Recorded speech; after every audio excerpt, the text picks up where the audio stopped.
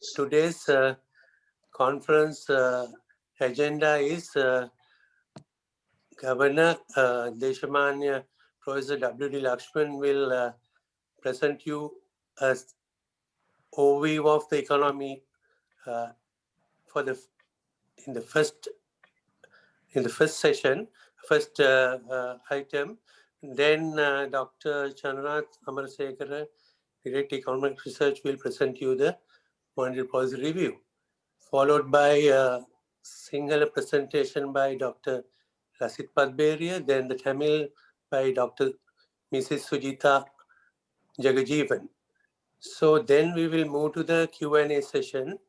Today's Q&A session will be moderated by Dr. Harish Chandra, Additional Director Economic Research, and he will explain you how to participate in the Q&A session. So with that, I will hand over the session to Governor. Over to you, sir. Thank you, Rohan. Good morning and welcome everybody to this. This is a final scheduled review of the monetary policy stance for this year. We are meeting, as was explained, via an online platform due to the disturbances caused by the second wave of COVID-19. Recently, 2 of our employees were found to be infected. They are undergoing medical treatment. And as a precautionary measure, we have reduced the physical presence at the bank, and we have subjected ourselves to self-quarantine for the required period. However, I would like to reassure and stress that we have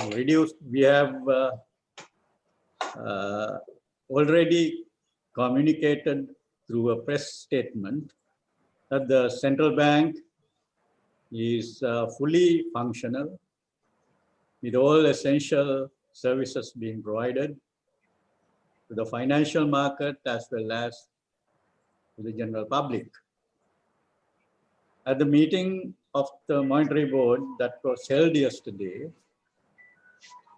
the board reviewed the monetary policy stance of the central bank with a lengthy discussion on Sri Lanka's macroeconomic situation and prospects. The board noted the proposals of the budget 2021 that was presented last week to revive the economy through a novel approach. The approach in the budget is one of promoting economic growth in the sense of growth of GDP through while also looking after other requirements of socio-economic development. For example, maintaining social justice and maintaining environmental sustainability. This holistic concept of development would include objectives like reasonably full employment, poverty alleviation, and fair relative distribution socially and regionally. All this requires a robust market economy with collaborative public and private sectors. From the public sector side, this policy approach needs public investment involving both government capital expenditure and investments by SOEs, state-owned enterprises. The government is then providing a wide range of incentives and the required infrastructural facilities to promote private domestic investment as well as overseas investments, particularly foreign direct investments, FDIs. In all these activity areas, the government spends a lot of resources, as well as forgoes its potential revenue providing fiscal incentives. In addition, government requires resources to address issues of full employment, poverty alleviation, regional development, environmental sustainability, etc. What I am coming on to is the need to joint work and collaboration between fiscal and monetary policy authorities.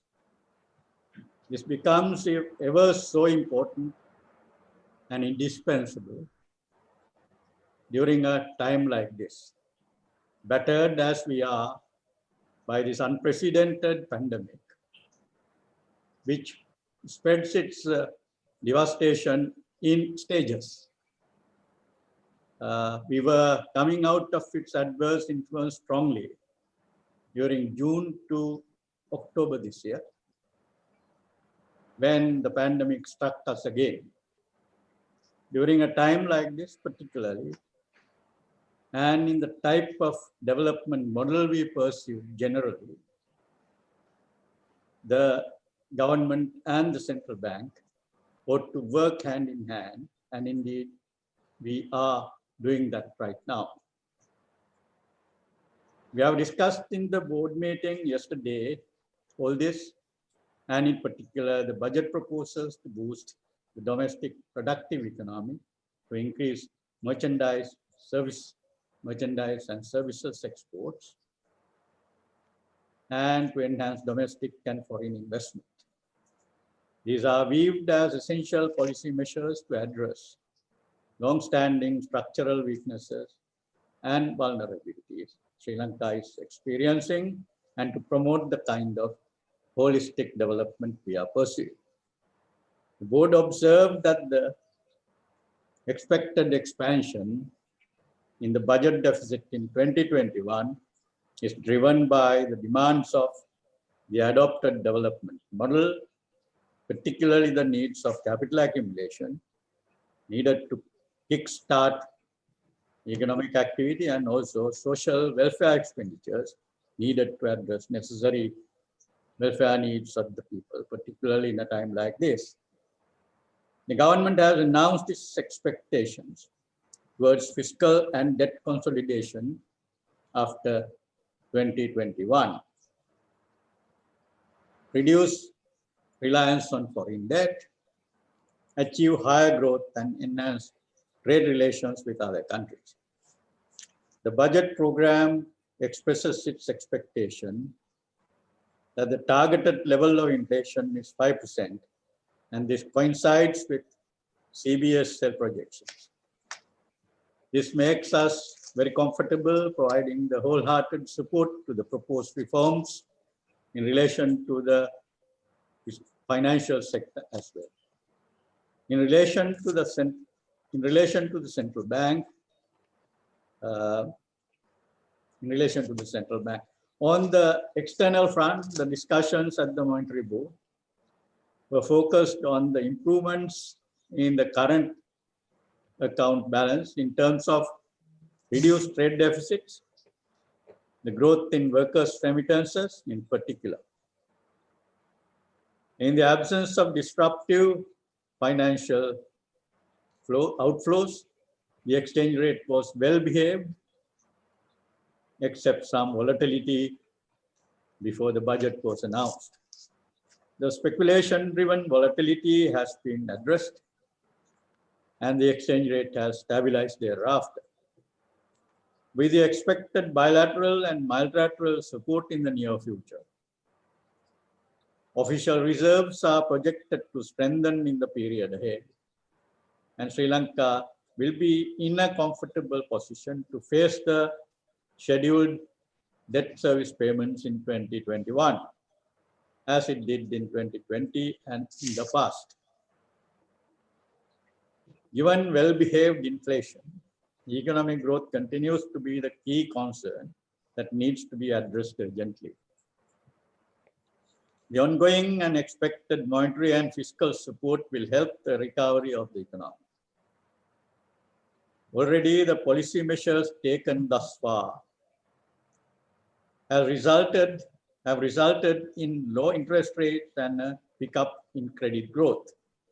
We urge banks and other financial institutions to pass on the full benefit of the current relaxed policy environment to their borrowers without reducing deposit interest rates further, as there is space to do so. The central bank in the recent past has introduced maximum interest rates on various lending products, namely credit cards, prearranged TODs, pawning, and also on penal interest rates.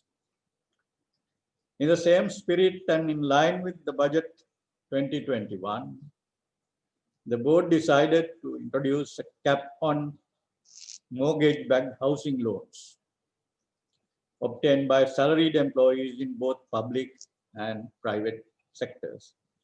And the necessary regulations will be issued within the next few days. The board was also in agreement to introduce lending targets to banks to specified sectors in order to direct credit to sectors which have a greater growth and earning potential. Information on this will be made available to the public after a further planned deliberation of the Monetary Board on this subject. I would now like to invite the Director of Economic Research to provide you further information on the macroeconomic conditions and the contents of the board discussion yesterday.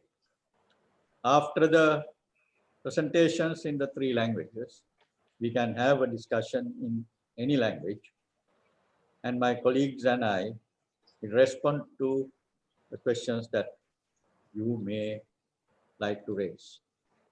So thank you very much, and I invite Dr. Harish Chandra to take over the management of the meeting.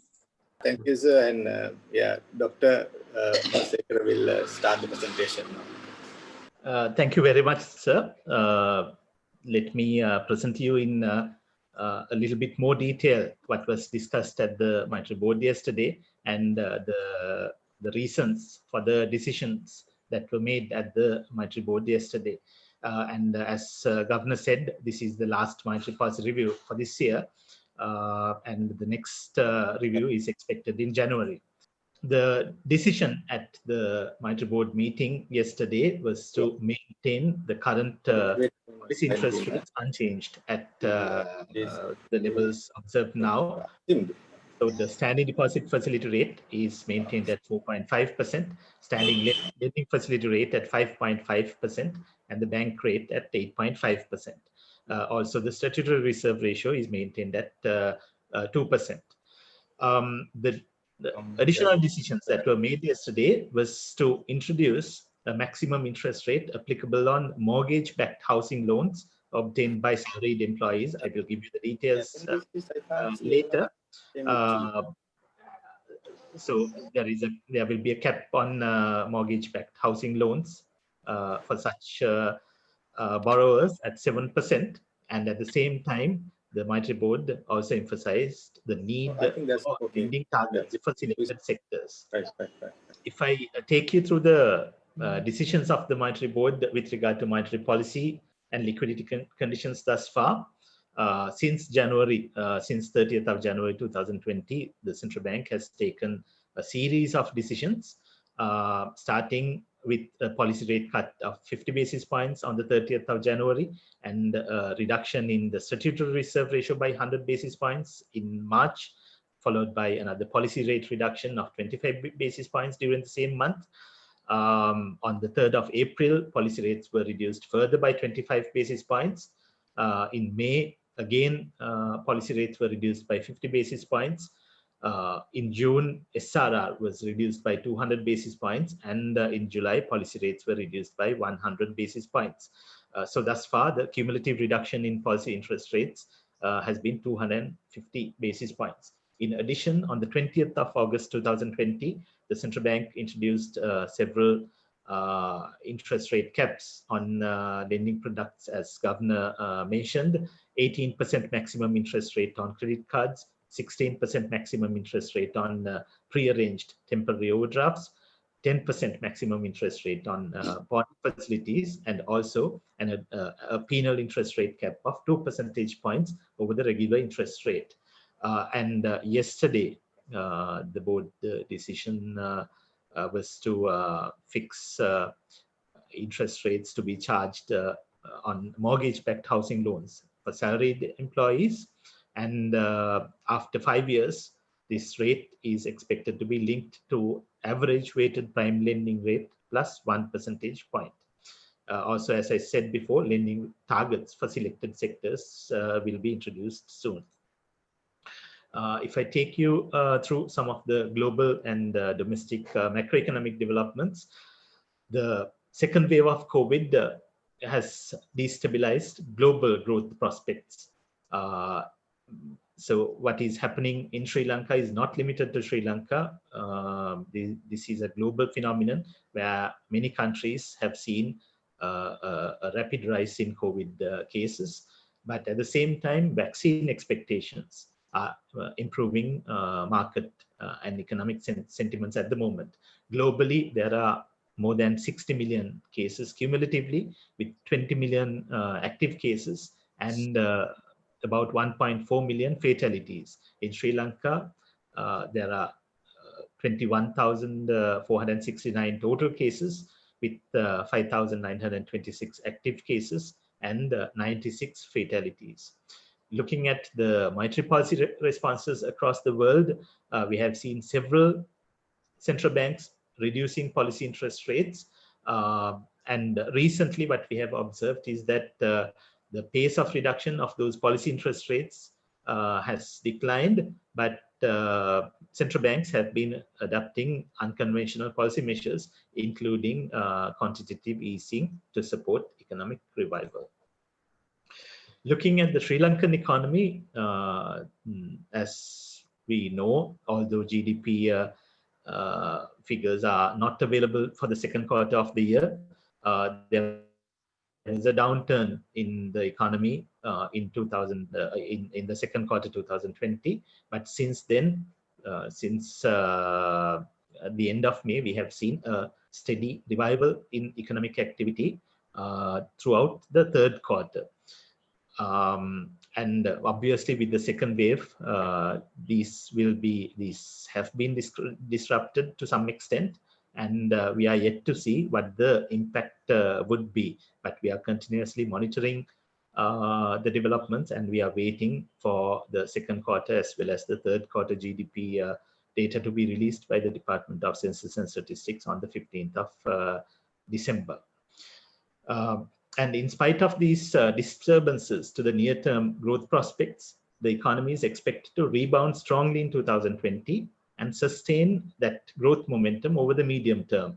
And this will be supported by stimulus measures already in place and the effective implementation of the pro-growth policy proposals announced in the government budget 2020. Looking at the external sector, we observe that the trade deficit has narrowed significantly, and the current account deficit is also expected to have improved thus far during the year. With regard to exports, exports have amounted to US dollars 8.3 billion.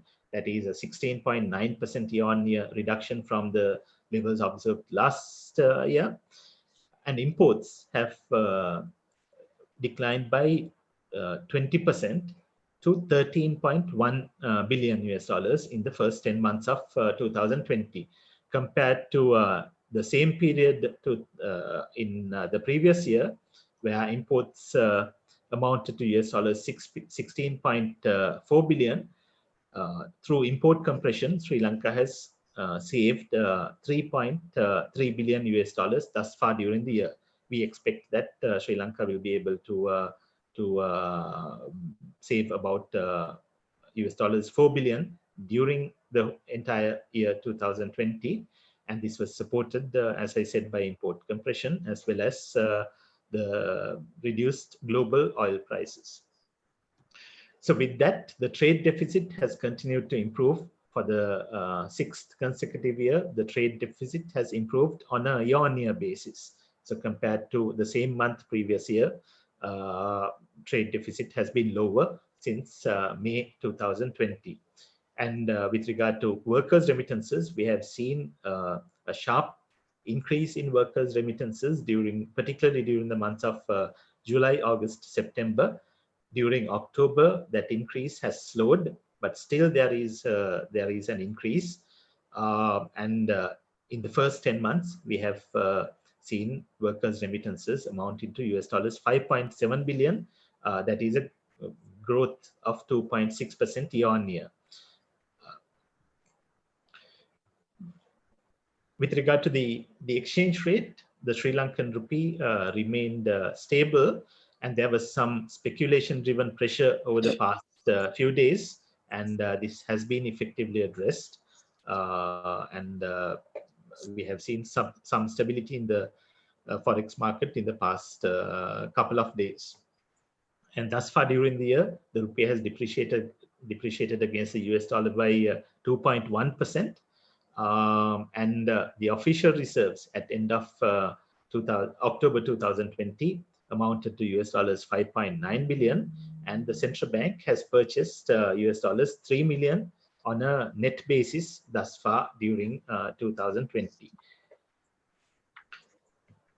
Moving on to the monetary sector, market interest rates continue to adjust downwards, responding to monetary easing measures adopted thus far.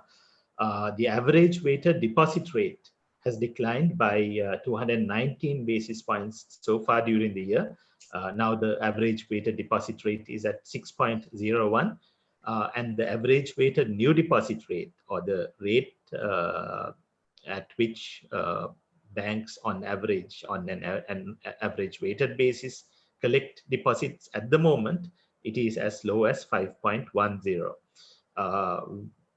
We are concerned about the decline in deposit interest rates because this affects depositors, savers who depend on interest income. But the board was of the view that at the moment, the greater concern is about the lack of growth and supporting the revival of the economy through lower lending rates. And having lower deposit rates is a prerequisite to have lower lending rates. As long as the real interest rates remain positive, we can support the reduction in lending rates. So with regard to lending rates, we think that there is further space available for market lending rates to adjust downwards, although we have seen a sharp decline in lending rates.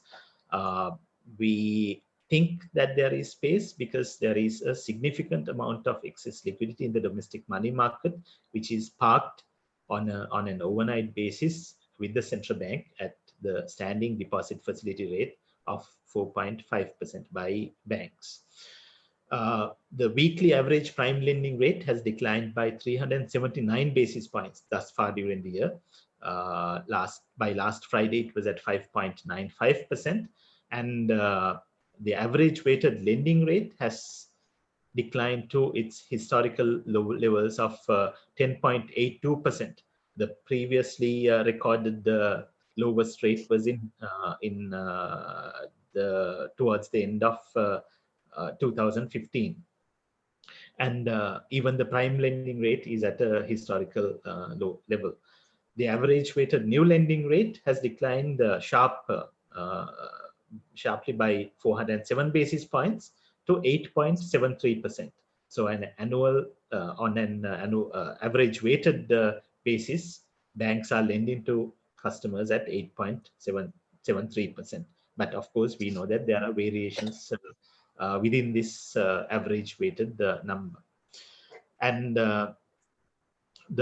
we also observed that the proportion of new lending at or below 10%, so is effectively single digit rates, has significantly increased from about 23% at the end of 2019 to 87% at the end of October 2020. But we also observe that banks still charge interest rates over 20% from some customers, but this amount is less than 1% of the total lending portfolio of banks. Supported by these policy easing measures, credit extended to the private sector increased during the past 3 months in particular. In August, September, and October, we saw a healthy increase in private sector credit. In October, private sector credit increased by 78 billion. That was in August, and in September it increased by 87 billion, and in October it increased by 59 billion. And at the moment, the year-on-year growth of private sector credit is at 6.4%, which is still low, but we expect private sector credit growth to continue to increase over the next in the next few months. Basically in the period ahead, although in November we might see some slowdown in private sector credit with the ongoing disruptions. And credit to the public sector from the banking system also continued to expand, and this resulted in a substantial increase in domestic credit and also an acceleration in the growth of broad money. And we have given all the figures in the annexes to the press release. And there is a large amount of surplus liquidity maintained in the domestic money market. At the moment, the surplus liquidity is about 185 billion rupees. And this liquidity is a result of the central bank purchases of foreign exchange from the market, as well as the central bank purchases of government securities, treasury bills from the primary market to support the government in the context of reduced revenue and increased expenditure. Finally, looking at inflation remains subdued in the near term. And there is a likely build-up of some pressure over the medium term, but for that build-up to materialize, there should be an increase in aggregate demand, and and economic growth should recover towards potential levels. At the same time, the domestic supply side developments prompted by government policies will also help us to maintain inflation at low levels. In CCPI-based inflation on a year-on-year basis was at 4%. On an annual average basis, it was at 4.6%. LCPI-based inflation also declined to 5.5% from 6.4% in the previous month. Core inflation remains subdued when you look at the CCPI basket as well as the NCPI basket. However, from the two charts, you can see that food inflation continues to remain a concern, and food inflation based on CCPI is now running at 10%, and based on NCPI, it's at 10.6%. Although it is coming down gradually, food inflation is what is driving inflation at the moment. With regard to the decision on housing loans in particular, let me give some explanations, but the operational guidelines will be issued shortly, hopefully within a week. And complementing the concessional loan schemes proposed by the government in the budget 2020, a maximum interest rate was introduced on mortgage-backed housing loans obtained by salaried employees from licensed banks. So as I said, the operational guidelines will be issued shortly, and this scheme is applicable on mortgage-backed housing loans obtained by all salaried employees in confirmed service in the public and private sectors. And at least for the first 5 years, the interest rate applicable will be 7% maximum, and during the remaining tenure of the loan, banks will be allowed to charge a monthly AWPR plus a maximum margin of 1 percentage point. And the monetary board urged all financial institutions to pass the benefit of the low interest rate environment. Not only this, but the other schemes announced up to now, and the general reduction in market interest rates expeditiously to their borrowers. This is applicable in respect of new as well as existing facilities. The loan scheme, the 7% interest rate loan scheme is applicable on new facilities, that I must emphasize. But financial institutions are encouraged to reduce the interest rates on existing facilities as well. And the board also recognized the need to promote economic sectors with higher growth and earning potential. And in this regard, as Governor said, lending targets are expected to be introduced in the near future for selected sectors. With that, let me stop and let me invite my colleagues, Dr. Lasitha Patberia and Dr. Sujitha Jegajeevan to present a brief summary of this presentation in Sinhala and Tamil. Thank you. Thank you very much, Dr. Chandranath. අයිබෝවන් අද දින ශ්‍රී ලංකා මහ බැංකුවේ මුදල් මණ්ඩලය 2020 වසරේ නියමිත අවසාන මුදල් ප්‍රතිපත්ති විවරණය ප්‍රකාශයට පත් කළා. ශ්‍රී ලංකා මහ බැංකුව සිය ප්‍රතිපත්ති පොලිය අනුපාතික නොවෙනස්ව පවත්වා ගනිමින් සිය ලිහිල් මුදල් ප්‍රතිපත්ති ස්ථාවරය අඛණ්ඩව පවත්වා ගැනීමට තීරණය කළා. ඒ අනුව නිත්‍ය තැන්පතු පහසුකම් අනුපාතිකයේ 4.5ක මට්ටමේ නිත්‍ය ණය පහසුකම් අනුපාතිකයේ 5.5ක මට්ටමේ නොවෙනස්ව පවතිනු ඇති. මෙම තීරණය සඳහා එළඹීමේදී ශ්‍රී ලංකා මහ බැංකුවේ මුදල් මණ්ඩලය දැනට පවතින දේශීය මෙන්ම ගෝලීය සාර්වාර්ථික ප්‍රවණතා හා අපේක්ෂිත සාර්වාර්ථික ප්‍රවණතාද සලකා බැලුවා. විශේෂයෙන්ම වසරේ මේ දක්වා කාලය තුල සමස්ත වෙළඳපොළ ණය අනුපාතිකවල අඩුවීම මුදල් මණ්ඩලය නිරීක්ෂණය කළා. ඒ සමගම දැනට පවත්නා අතිරික්ත ද්‍රවශීලතා තත්ත්ව මෙන්ම ඉල්ලුම මත පදනම් වූ උද්දමන පීඩන නොමැති විටක ප්‍රතිපත්ති පොලිය අනුපාතික අඩු කිරීමකින් තොරව වෙළඳපොළ ණය අනුපාතික තවදුරටත් අඩුවීම සඳහා ප්‍රමාණවත් අවකාශයක් පවතින බව මුදල් මණ්ඩලය අදහස වුණා. මෙම තීරණයට අමතරව 2021 අයවැයෙන් යෝජනා කරන ලද සහන ණය යෝජනා ක්‍රමවලට සමගාමීව වැටුප් ලබන සේවකයන් ලබා ගන්නා දීපල අපකර සහිත නිවාස ණය සඳහා උපරිම පොලිය අනුපාතිකයක් හඳුන්වා දීමටද මුදල් මණ්ඩලය තීරණය කළා. ඒ අනුව එවැනි ණය සඳහා ණය කාල සීමාවේ පළමු වසර 5 සඳහා අය කළ හැක්කේ වසරකට උපරිමව 7%ක පොලි අනුපාතිකයකි.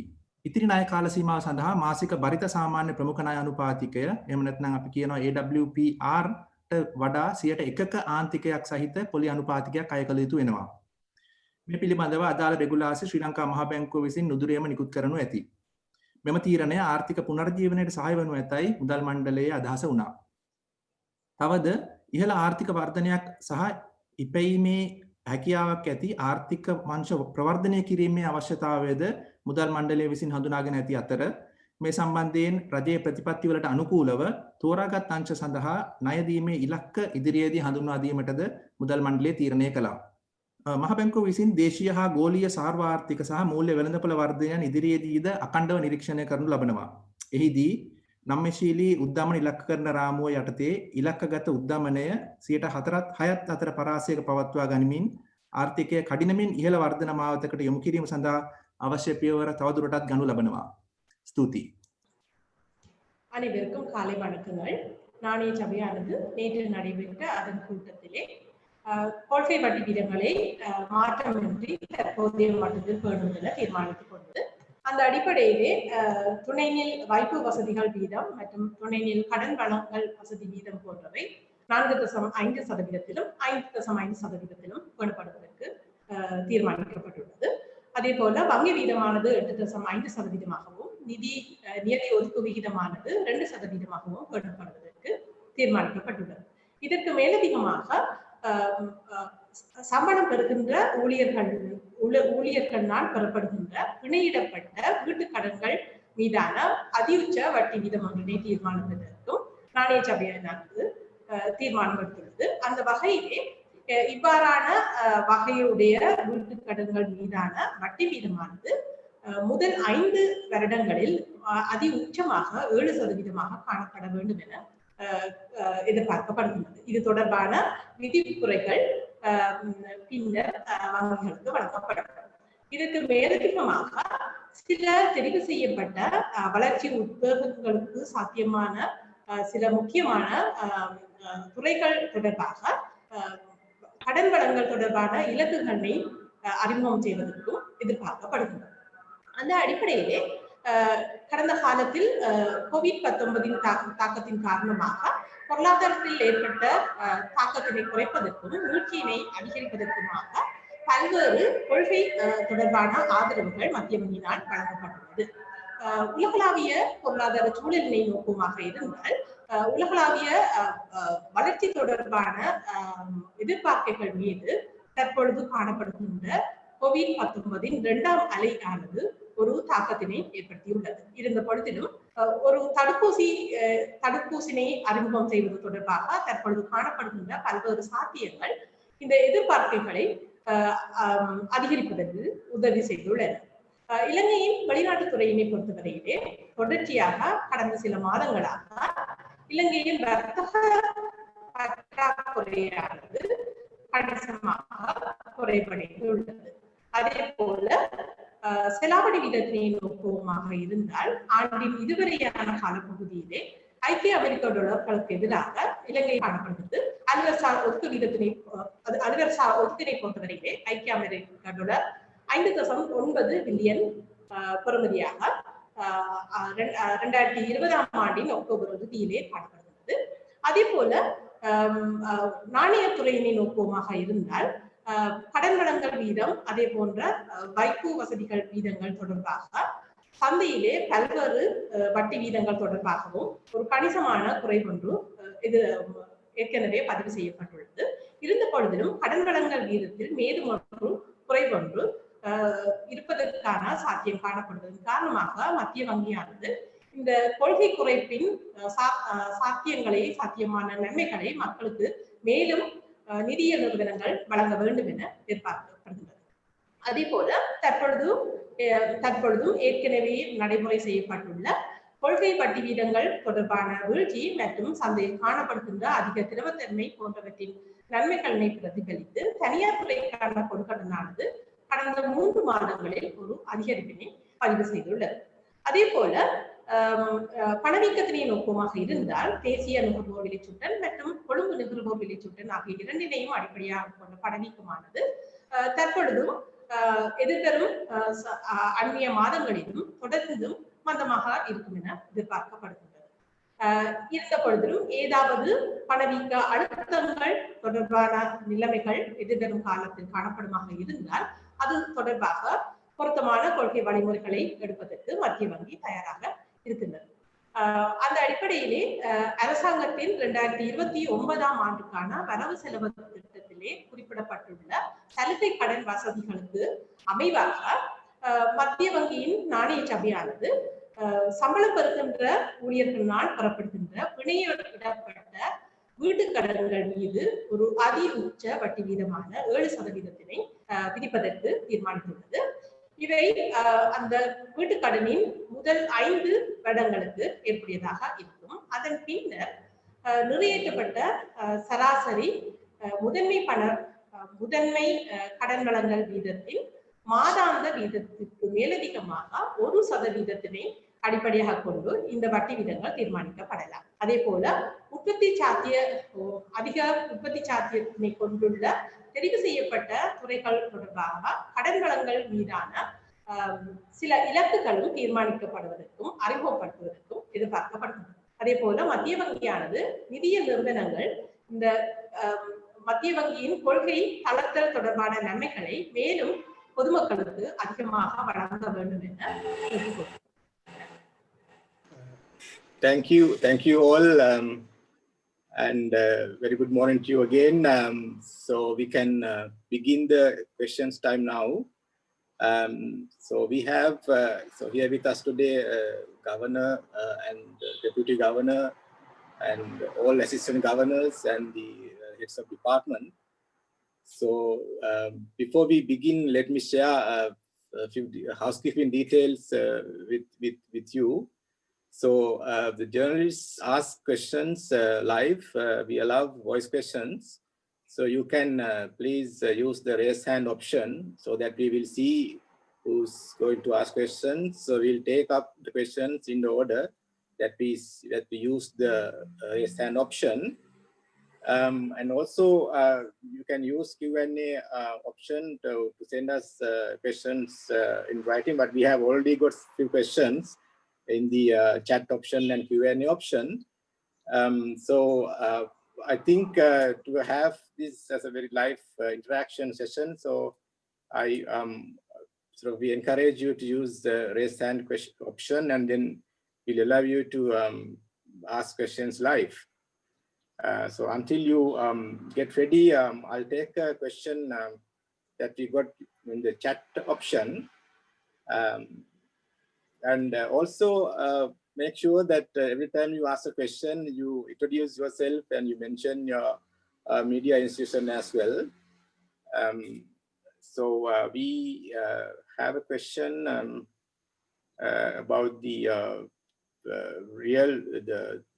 deposit interest rates, which are at an all-time low, and the rate of food inflation also is high. The journalist is asking whether the monetary board is concerned about it. If I can throw that question to the panel. Certainly, the monetary board is concerned about it. We have considered the quantitative, the relevant quantities concerned or relevant rates concerned. But then, as the research director of research has stated in his presentation, the board's consideration was that the promotion of investments for the promotion of growth is very important. I'm not saying that it is more important than the deposit rates, but once growth picks up and then growth becomes robust over the period of time, then the consumers' problems probably will or ought to be sorted out over time. Maybe Dr. Anusekara can add to this. I completely agree with you. Mama Singhaling කියන්නම් තැන්පතු මම හිතන්නේ ප්‍රශ්න තිබුණේ තැන්පතු අනුපාතික අඩුවීම ගැන මහ බැංකුවේ මුදල් මණ්ඩලය සාකච්ඡා කරේ නැද්ද කියන එක. ඇත්තටම අධිපතිතුමා කිව්වා වගේ මේක සාකච්ඡා කරා. තැන්පතු අනුපාතික අඩු වෙලා තියෙන බව ඇත්ත. නමුත් අපි දන්නවා තැන්පතු අනුපාතික සහ ණය පොලි අනුපාතික දෙක එකිනෙක හා සම්බන්ධයි. ණය පොලි අනුපාතික අඩු කරලා ආර්ථික වර්ධනය ණය පහසුකම් වැඩි කිරීමත් ඒ මාර්ගයෙන් ආර්ථික වර්ධනයට සහයෝගයක් ලබා දීම තමයි මේ අවස්ථාවේ තියෙන ප්‍රධාන අරමුණ කියලා අපිට කියන්න පුළුවන්. ඒ වගේම හැකිතාක් දුරට උද්දමනය පහළ මට්ටමක පවතින්නේ. උද්දමනය 4.5ක් වගේ මට්ටමක පවතින්නේ. හැකිතාක් දුරට අපි වාණිජ්‍ය බැංකු වලට කියලා තියෙන්නේ තැන්පතු පොලි අනුපාතිකය තව දුරටත් පහට දමන්න එපා කියන එක. Thank you. අපිට chat option එක හරහා සිංහලෙන් ප්‍රශ්නයක් ඇවිත් තියෙනවා from ශාම් වන් ගණේමත්තගෙන්. මම ප්‍රශ්නේ කියනවා නම් මහ බැංකුව ඍණ 1.7ක ආර්ථික වර්ධනයක් 2020ට පුරවකථනය කළේ ගිය ඔක්තෝබර් වල. එහෙත් කොවිඩ් දෙවන රැල්ලේ බලපෑම මුලින් සිතුවාට වඩා වැඩි. එය පාලනය කිරීමට ගන්නා ක්‍රියාමාර්ග හමුවේ ආර්ථික කටයුතු වලට වැඩි ආර්ථික බලපෑම් ඇති වී තිබෙනවා. මේ නිසා 2020 ආර්ථික වර්ධනයට ඇතිවන බලපෑම මහ බැංකුව අලුතින් තක්සේරු කරනවාද? So that is the question we have for the panel. Sir මම මේ ප්‍රශ්නට උත්තර දුන්නොත් ශාම් කියන එක හරි. ඔක්තෝබර් මාසයේ අවසානයේදී මහ බැංකුව මෑත කාලීන ආර්ථික ප්‍රවණතා ප්‍රකාශයට පත් කරා. ඒ වාර්තාවට අනුව මහ බැංකුව පුරවකථනය කරේ 1.7ක ඍණ වර්ධනයක් 2020 අවුරුද්දට. නමුත් අපි දන්නවා ඔක්තෝබර් මාසේ කොවිඩ් දෙවන රැල්ලේ බලපෑම නිසා ආර්ථික වර්ධනයට අනිවාර්යෙන් අපි හිතුවට වඩා වැඩි බලපෑමක් වෙන්න පුළුවන්. නමුත් පළවෙනි රැල්ල වගේ නෙමේ දෙවන රැල්ලේදී පාලනය කරන්න පුළුවන් පාලනය කරන්න ගත්ත ක්‍රියාමාර්ග මුළු රට පුරාම කොටිම මුළු රටම ලොක්ඩවුන් කරේ නැහැ. ඒ හින්දා අපි හිතන්නේ දෙවනි කාර්තුවේ ඇතිවෙච්ච බලපෑමට වඩා අනිවාර්යෙන් අඩු බලපෑමක් තමයි අවසාන කාර්තුවේ ඇති වෙනවා නම් ඇති වෙන්නේ. නමුත් අපි පිළිබඳව තවම අපිට දෙවනි රැල්ල තවම තියෙන නිසා තවම අපිට හරියට පුරෝකථනයක් කරන්න බෑ. නමුත් දෙවනි කාර්තුවෙත් තුන්වෙනි කාර්තුවෙත් ආර්ථික වර්ධන දත්ත 2020 දෙසැම්බර් 15 වෙනිකොට ජනලේඛන හා සංඛ්‍යාලේඛන දෙපාර්තමේන්තුව ඉදිරිපත් කරන්න ඕනේ. ඒ දත්තත් බලලා අපේ පුරෝකථනය අපි නැවතත් යථාවත් කරන්න බලාපොරොත්තු වෙනවා. විශේෂයෙන් මහ බැංකුව අධිපතිතුමා ජනවාරි මාසෙ මුලදී එළි දක්වන පෙරදැක්ම road map එකත් එක්ක. Thank you very much. And we still don't see anyone using the raise hand option to ask a question live. So I encourage you to use that option. මම සිංහලෙන් කියනවා නම් අපේ ජනමාධ්‍යවේදීන්ට පුළුවන් මේ raise hand අත උස්සන option එක use කරලා මේ ප්‍රශ්නයක් අපිට ඉදිරිපත් කරන්න live අපිට පුළුවන් අවස්ථාව ලබා දෙන්න. So until then, if I take another question from Mr. Sham Nuwanganewatha, the second question from him is that COVID virus nisa mudal notu ha kasi pariharane සම්බන්ධයෙන් තිබෙන අවදානම ගැන මහජනයා තුළ ව්‍යාකූල තත්ත්වයක් ඇතිව තිබෙනවා. මේ නිසා ව්‍යවහාර මුදල් නිකුත් කිරීමේ බලධාරියා වශයෙන් මේ කාලේ මුදල් පරිහරණය ගැන මහජනයාට ඔබ දෙන උපදෙස් මොනවාද? That's a more valid question given the circumstances. Yes, Assistant Governor. මම මේ ප්‍රශ්නෙට මේ උත්තරයක් දෙන්නම් අපි දැනට අරගෙන ක්‍රියාමාර්ග විදියට. පළවෙනි එක තමයි මේ වගේ අවස්ථාවක මුදල් පරිහරණයේදී යම් ප්‍රශ්නයක් මතුවෙනවා මේ හතරින් කොවිඩ් වෛරසය පැතිරෙන්න පුළුවන්ද කියන එක. ඉතින් මේකට තියෙන හොඳම විසඳුම තමයි මුදල් භෞතික මුදල් වෙනුවට ඉලෙක්ට්‍රොනික් පහසුකම් පාවිච්චි කරන එක. ඉතින් මේකෙදී දැනටමත් අපි මහජනයා දැනුවත් කිරීමේ වැඩසටහන් ගණනාවක් මේ වෙනකොට මාධ්‍ය හරහා ක්‍රියාත්මක වෙනවා. එතකොට මේවයින් දැනුවත් කරනවා අපි භෞතික මුදල් පරිහරණයේ තියෙන අමාරුකම් අපහසුකම් අඩුපාඩු මොනවද කියන එක. එතකොට වැඩි වැඩියෙන් ඉලෙක්ට්‍රොනික ගණදෙනු කරන්න කියන එක. ඒ සඳහා ඔබගේ ජංගම දුරකථනය භාවිතයෙන් කරන්න පුළුවන් ගණදෙනු කොට රාශියක් හඳුනා දීලා තියෙනවා. ඉතින් අපි ශනික ක්‍රියාකාරී කේත නැත්නම් QR කේත වගේ ඒවා, එතකොට අනිත් ඔන්ලයින් මොබයිල් පේමන්ට්ස් කියන ඒවා මේවා ඇත්තටම භාවිතා කරන්න. අපි දැක්ක මහජනතාව මේවා වැඩි වැඩියෙන් භාවිතා කරන්න පෙළඹෙනවා මේ ඇති. මුල් අවදී අපි දැක්කා 400ක විතර වැඩිවීම. ඉතින් මම හිතනවා මේක වඩා හොඳ අවස්ථාවක් අපිට මුදල් භෞතික මුදල් වලින් ඉලෙක්ට්‍රොනික මුදල් වලට මාරු වෙන්න. ඉතින් මේක පාවිච්චි කරලා ඇත්තටම ඔබගේ සෞඛ්‍ය ගැනත් හිතලා වෛරසයේ බලපෑම ගැනත් හිතලා මේක පාවිච්චි කරනවා නම් මම හිතන්නේ අපි මහජනතාව සියලු දෙනාටම පහසුවක් ඇති වෙනවා. ඒතර මහ බැංකුවටත් වඩාම පහසුවක් ඇති වෙනවා. ඉතින් රට විදියට ගත්තත් මුදල් අච්චු ගහන්න ඒවා නැවත විනාශ කරන්න ආයිගෙන් තියෙන අවස්ථා ගොඩක් අතු වෙනවා.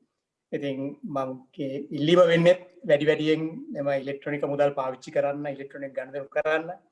ඒ අතර ඔබගේ සෞඛ්‍ය ප්‍රවේශම්කාරී බව, ඒ වගේම වෛරසයේ පැතිරීම පාලනය කරන්න පුළුවන් වෙන්න කියලා. බොහොම ස්තුතියි සහකාරාධිපති තුමනි. නව ඒ ප්‍රශ්නයට අදාළ මේ ප්‍රශ්නයක් මම හිතන්නේ ශාම්නෝන් ගණේවත් අහන්න බලාපොරොත්තු වෙනවා ඇති raise hand option එකෙන්. ශාම් අතර පුළුවන් ද ප්‍රශ්න ඉදිරිපත් කරන්න පැනල් එකට? මම මේ ස්තුතිවන්ත වෙනවා මේ පිළිතුර සම්බන්ධයෙන්. අපි දන්නවා ඉලෙක්ට්‍රෝනික ගනුදෙනු වලට ගියොත් එහෙම ආරක්ෂිතයි කියලා මේ අවස්ථාවේ වැඩියෙන්. හැබැයි විශාල ජනතාවක් ඉන්නවා ඉලෙක්ට්‍රොනික ක්‍රම වලට තවමත් යන්නේ නැතුව මුදල් පරිහරණය කරන. ඒතර අපි ප්‍රශ්නෙන් ඇහුවේ මුදල් පරිහරණය කිරීම සම්බන්ධයෙන් ආරක්ෂිතව කොහොමද ඒක කරන්න කියලා මහ බැංකුව දෙන උපදෙස් මොනවද කියලා. හැබැයි උත්තරේ ලැබුණේ අර ඉලෙක්ට්‍රොනික ගනුදෙනු වලට යන්න කියලා. ඒක ඇත්ත. නමුත් මුදල් පරිහරණය කරනවා නම් කොහොමද ආරක්ෂිතව ඒක කරන්න කියන එක තමයි අපිට දැනගන්න ඕන මහ බැංකුවේ. මම ඇසිස්ටන්ට් ගවර්නර් ඉවට් ෆර්නෑන්ඩු කතා කරන්නේ. මම ඉස්සෙල්ලාම එකඟ වෙනවා මිස්ටර් ජයලත් කරපු ප්‍රකාශය සම්බන්ධයෙන් අපි ඩිජිටල් කරණයට යොමු වෙන එක වඩා හොඳයි කියන එක.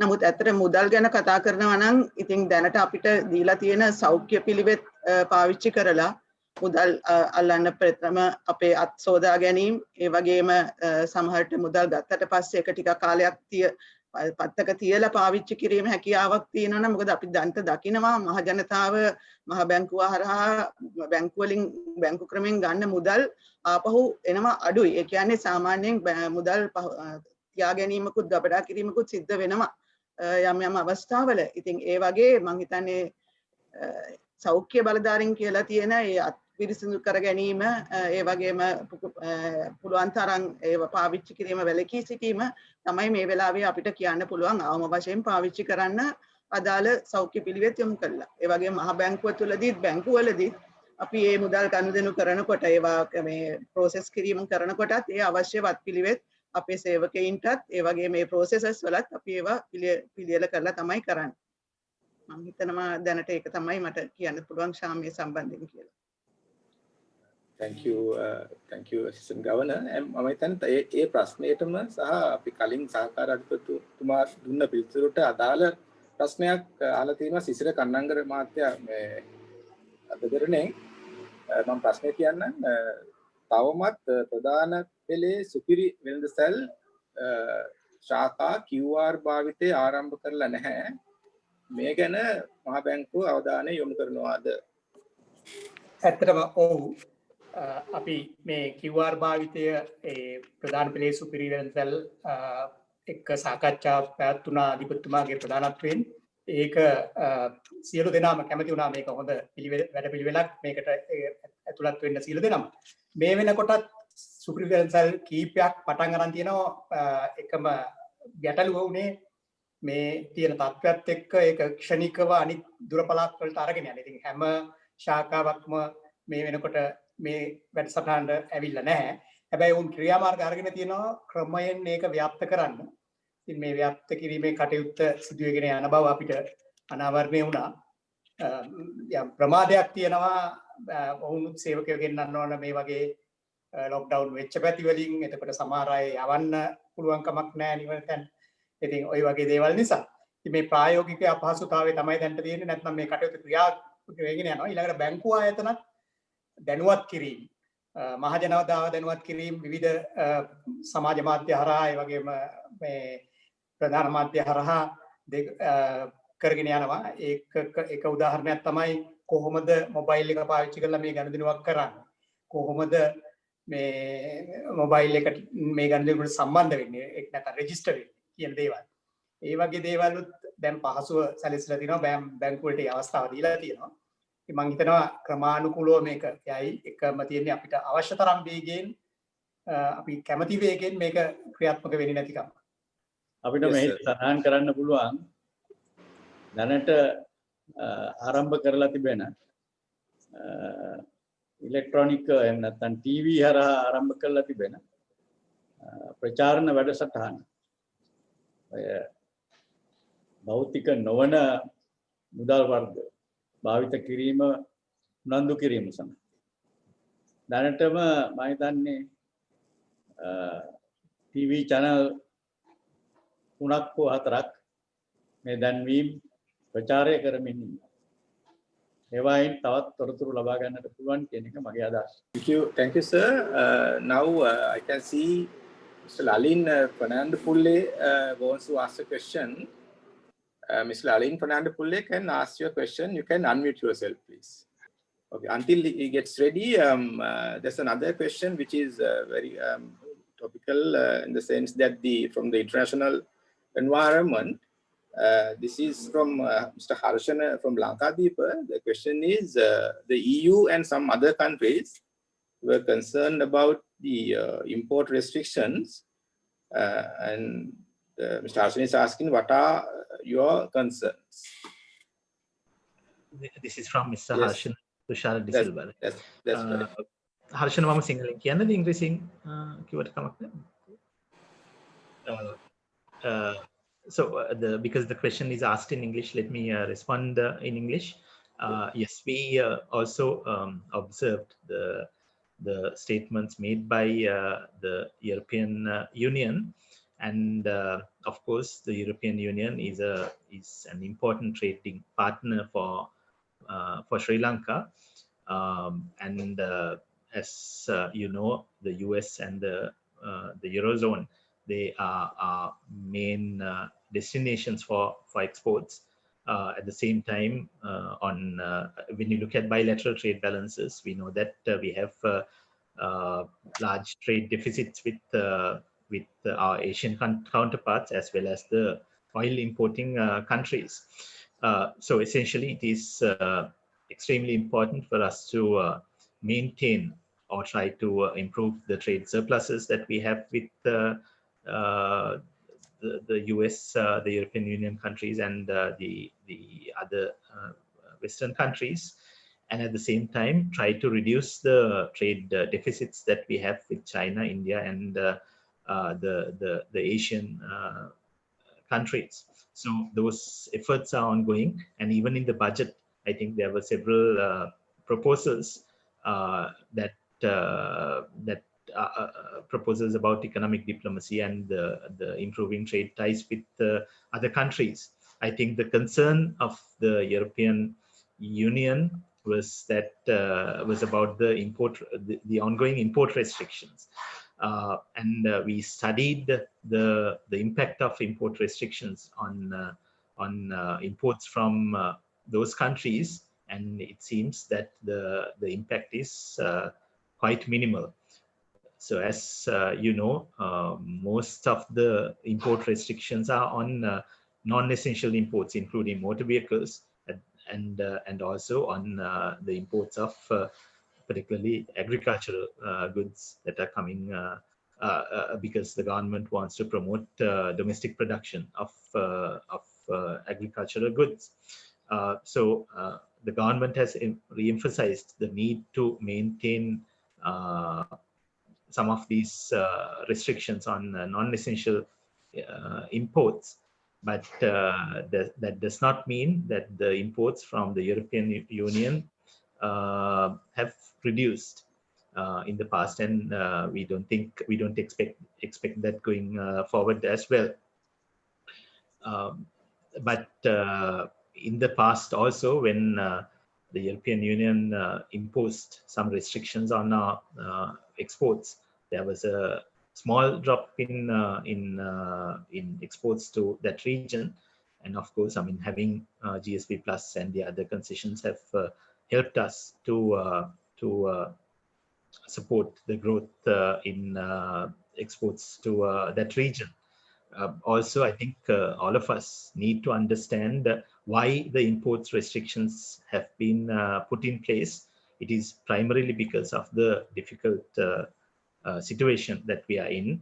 And as I said in my presentation, we have saved about 3.3 billion because of the reduction in imports this year and in the first 10 months, and we will be saving about $4 billion through the reduction in imports, so that we can continue to service our debt without any additional pressure on the balance of payments. We can see you, Assistant Governor. Yes. Yeah, actually, if I may add to what Dr. Chandranath has mentioned about import restrictions. Now, the first thing is Sri Lanka has not fully banned imports. The second thing is import restrictions are large outflows, which is mainly linked to motor vehicles. Import restriction, now I think the government has mentioned that import restriction for motor vehicle is likely to be there for another 1 year or so. And the other thing is now imports for re-exports are not restricted at all. I think, and also at the same time, government, as per the latest statistics, about 55% of the import restrictions are reopened. And so, as Dr. Chandranath also mentioned, the restrictions will be largely on large outflows, which is essentially going to be the motor vehicles. Thank you. Thank you, Assistant Governor, Mr. Nanayakkara. I think now Mr. Let me also sorry, sir. Go ahead, sir. I also add a final comment on this. Perhaps this statement which was publicized here from the EU countries and the EU organization is probably an overreaction presented too early. Yeah, at a time we are trying to resolve our balance of payments problem. Even under WTO rules, I think the country is allowed to do certain things which are needed to meet balance of payments problems. And in any case, I believe that this kind of issue can be resolved with adequate discussions among the parties concerned. And I think our external relations authorities are probably taking up this matter for discussion between Sri Lankan authorities and the relevant EU authorities. I think such discussions could resolve this problem, which I'm sure is a short-term problem as far as we are concerned, until we get out of the present difficulties. Thank you very much. Thank you, sir. I think Mr. Lalin Prananifulle was ready to ask a question. Yes, we have Azra from News First, right? Yes. Good morning, and thank you for giving me the opportunity. I actually have 3 questions. Is it okay if I list all of them now, or what is convenient? Yeah, please go ahead. Yes, so the first question is, what are the loan agreements in the pipeline, and what is the CBSL plan to raise debt for the next year? And my final question is, how much money has been printed so far this year, and is the CBSL concerned about an increase in inflation? If necessary, I will come back later, but Dr. Amarsekar, you have mentioned in your presentation replies to a number of these questions. Can you elucidate a little bit further? Let me start, sir, and I think on loan agreements and debt, perhaps Deputy Governor Mr. Siriwardana and Assistant Governor Mr. Nanayakkara could add. Let me start with the last question, Azra. Your question was whether what is the amount of money printing and what is the impact on inflation. If you talk about money printing, as I showed particularly in the slide on liquidity, the central bank now holds about 566 billion of treasury bills, government securities, and those most of those have been purchased from the primary market. And on money printing, the definition differs. I mean, depends on who's talking. But I think, as I said in the presentation, there was a need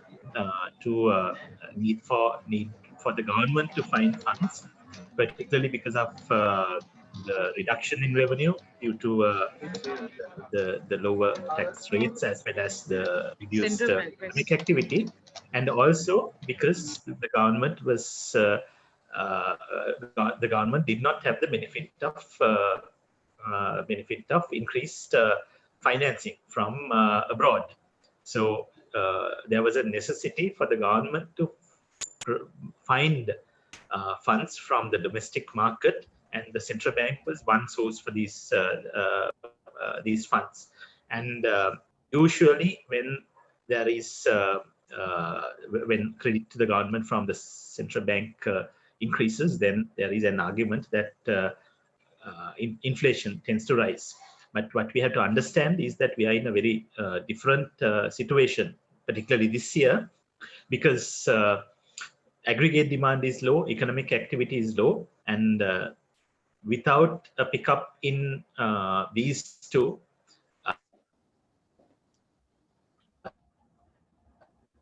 there will be no demand-driven inflationary pressures in the economy. So that comfort factor is there, and even if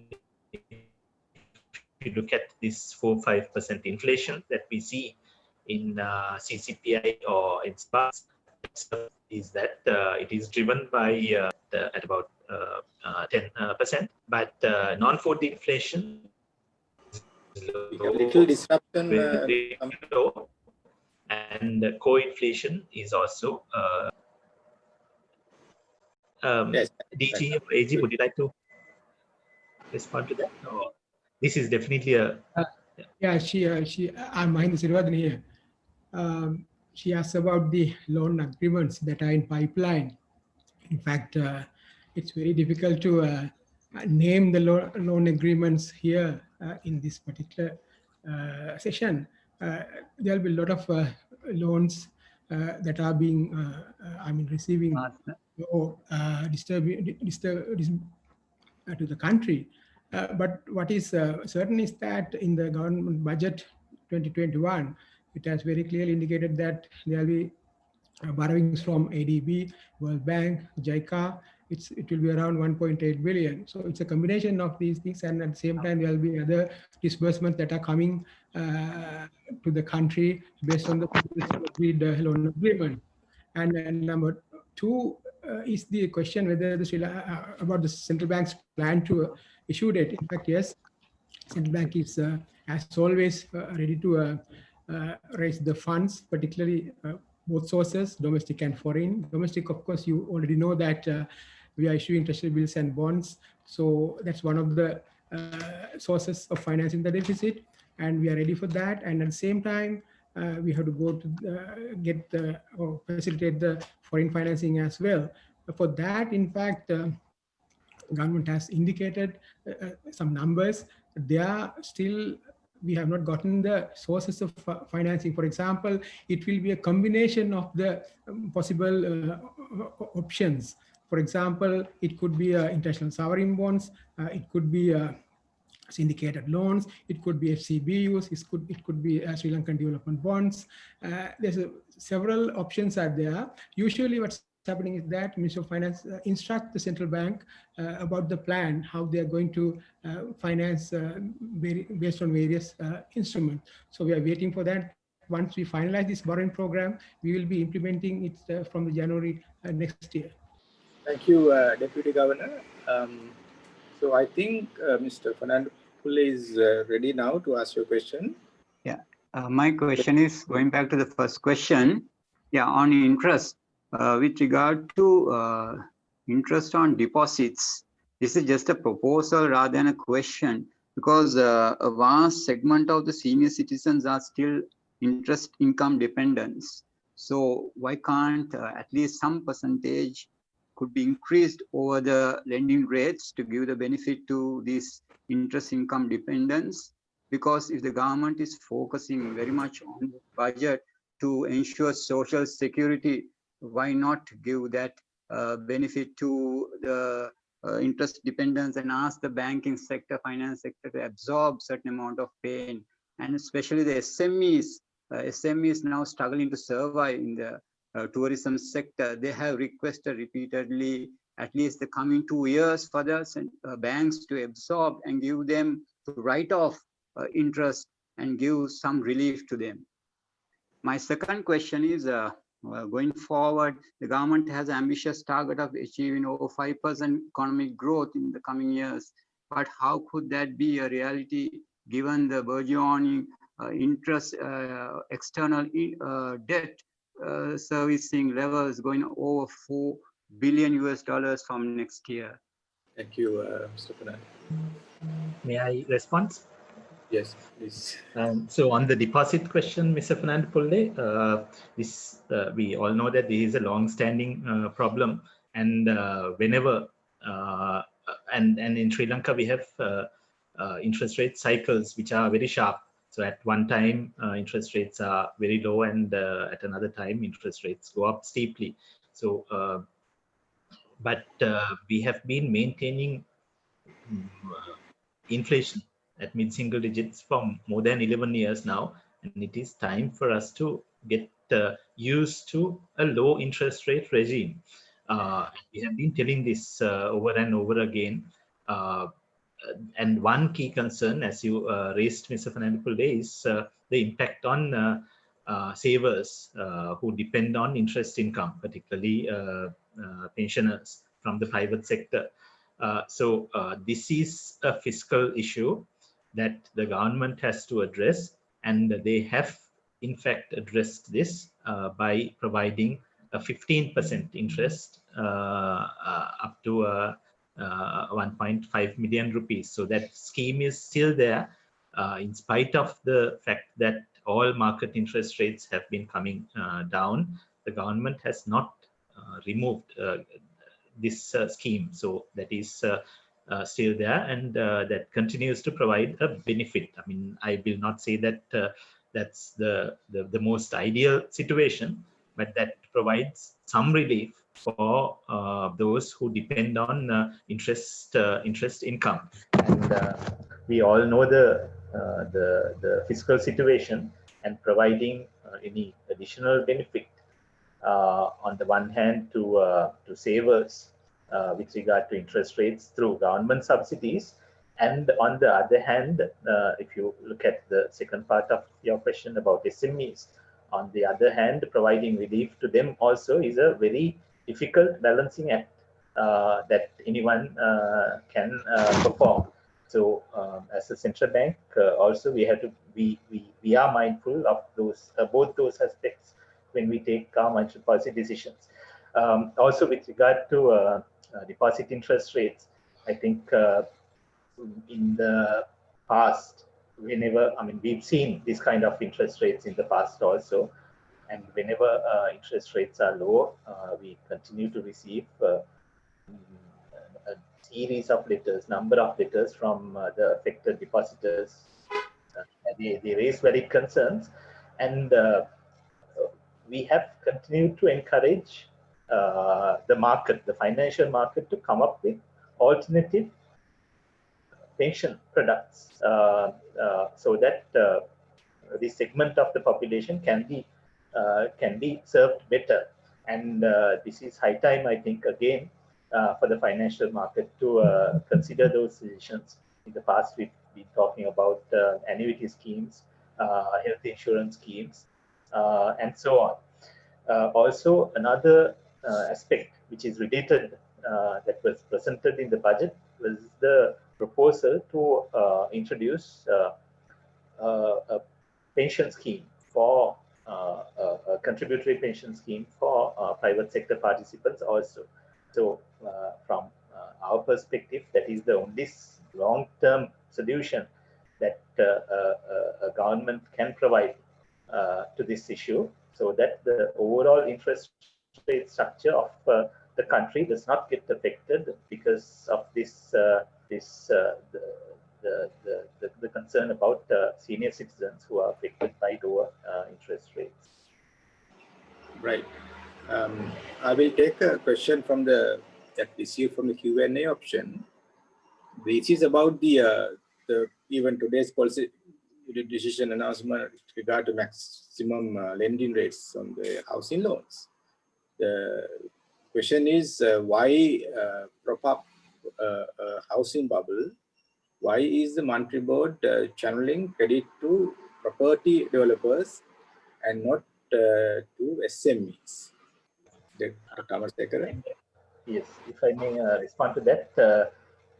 I think if you look at the decision of the monetary board that was presented to you, it is worded very carefully. because this scheme is available for salaried employees in the private and public sectors, and also for mortgage-backed housing loans. So the banks can continue to follow their all their prudential norms in providing housing loans to these salaried workers, where the risk to banks will be very low, because there will be a continued flow of there is a low risk of non-performing loans in relation to such loans. At the same time, we have been careful to ensure that this will not create an additional sort of property market bubble, because these are only for mortgage-backed housing loans. So I don't think anyone can walk into a bank and ask for a property loan. I mean, a loan to obtain a land or anything like that without any security. These are all secured loans.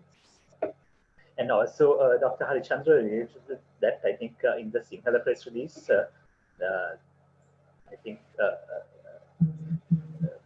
Sisira Kannangara අහපු ප්‍රශ්නයක් මෙතන තියෙනවා. ඒකේ තියෙන්නේ මේ බැංකුවල සේවකයන්ටද මේ ණය දෙන්නේ කියන එක. එහෙම එකක් නෑ. මම හිතන්නේ සිංහල ප්‍රෙස් රිලීස් එකේ පොඩි වෙනසක් ඒ පැහැදිලි කිරීම අපි කරන්න. මේ ණය 107ට ණය ඕනෑම වේතන ලබන මාසික වේතන ලබන රජයේ හෝ පෞද්ගලික අංශයේ සේවකයන්ට ලබා දෙන්න කියලා තමයි අපි බැංකුවට උපදෙස් දෙන්න යන්නේ. ඒ උපදෙස් මම හිතන්නේ ළඟදීම නිකුත් කරයි. ඊට අමතරව මම හිතන්නේ ප්‍රශ්නේ තව කොටසක් තිබුණා. Dr. Harishchandra, I hope you can hear me. Yes, Assistant Governor, we can hear you. Please. Yeah, I think the question is also about not very much looking at the SME sector. Now, if you look at what the central bank and the government have done so far, I think we have disbursed about 179 billion for the benefits of SME sector. And those are ranging from very small loans to loans up to 25 million. And also the central bank has announced recently about the enhancing the grace period given for the repayment of those loans. And also you may have seen the government, the Minister of Finance has signed a loan agreement with ADB for 165 million. I think this is also aimed at, that's about little more than 30 billion rupees.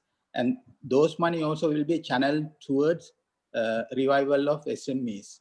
And then the central bank is also looking at focusing its ongoing lending programs, which are administered through the regional development department, to have better focus on SME sector. So I think the government and the central bank have taken the SME sector very seriously, and I think so we have met the demand of the SME sector to a great extent.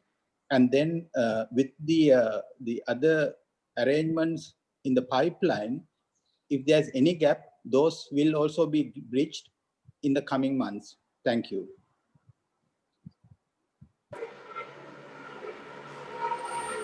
Thank you, Assistant Governor. Yes, sir. ඉන්නකේ ප්‍රශ්නයක් තියෙනවා 179 billion එක US ඩොලර්ස්ද කියලා. නෑ මේක රුපියල්. මේ ලංකාවේ බැංකු දැනට අපේ ඉල්ලීම මත නොයෙකුත් විදිහේ රීෆයිනෑන්සිං ස්කීම්ස් මත දීලා තියෙන මුළු ණය ප්‍රමාණයේ වටිනාකම තමයි සඳහන් කළේ රුපියල් 179 billion. Thank you, sir. That's another question that we got from the Q&A option. This is about the lending rates and its sluggish downward adjustment despite the monetary policy measures to bring down the lending rates further. The question is, the central bank actively targeted the AWPLR, that is the prime lending rate reductions, not the normal lending rates.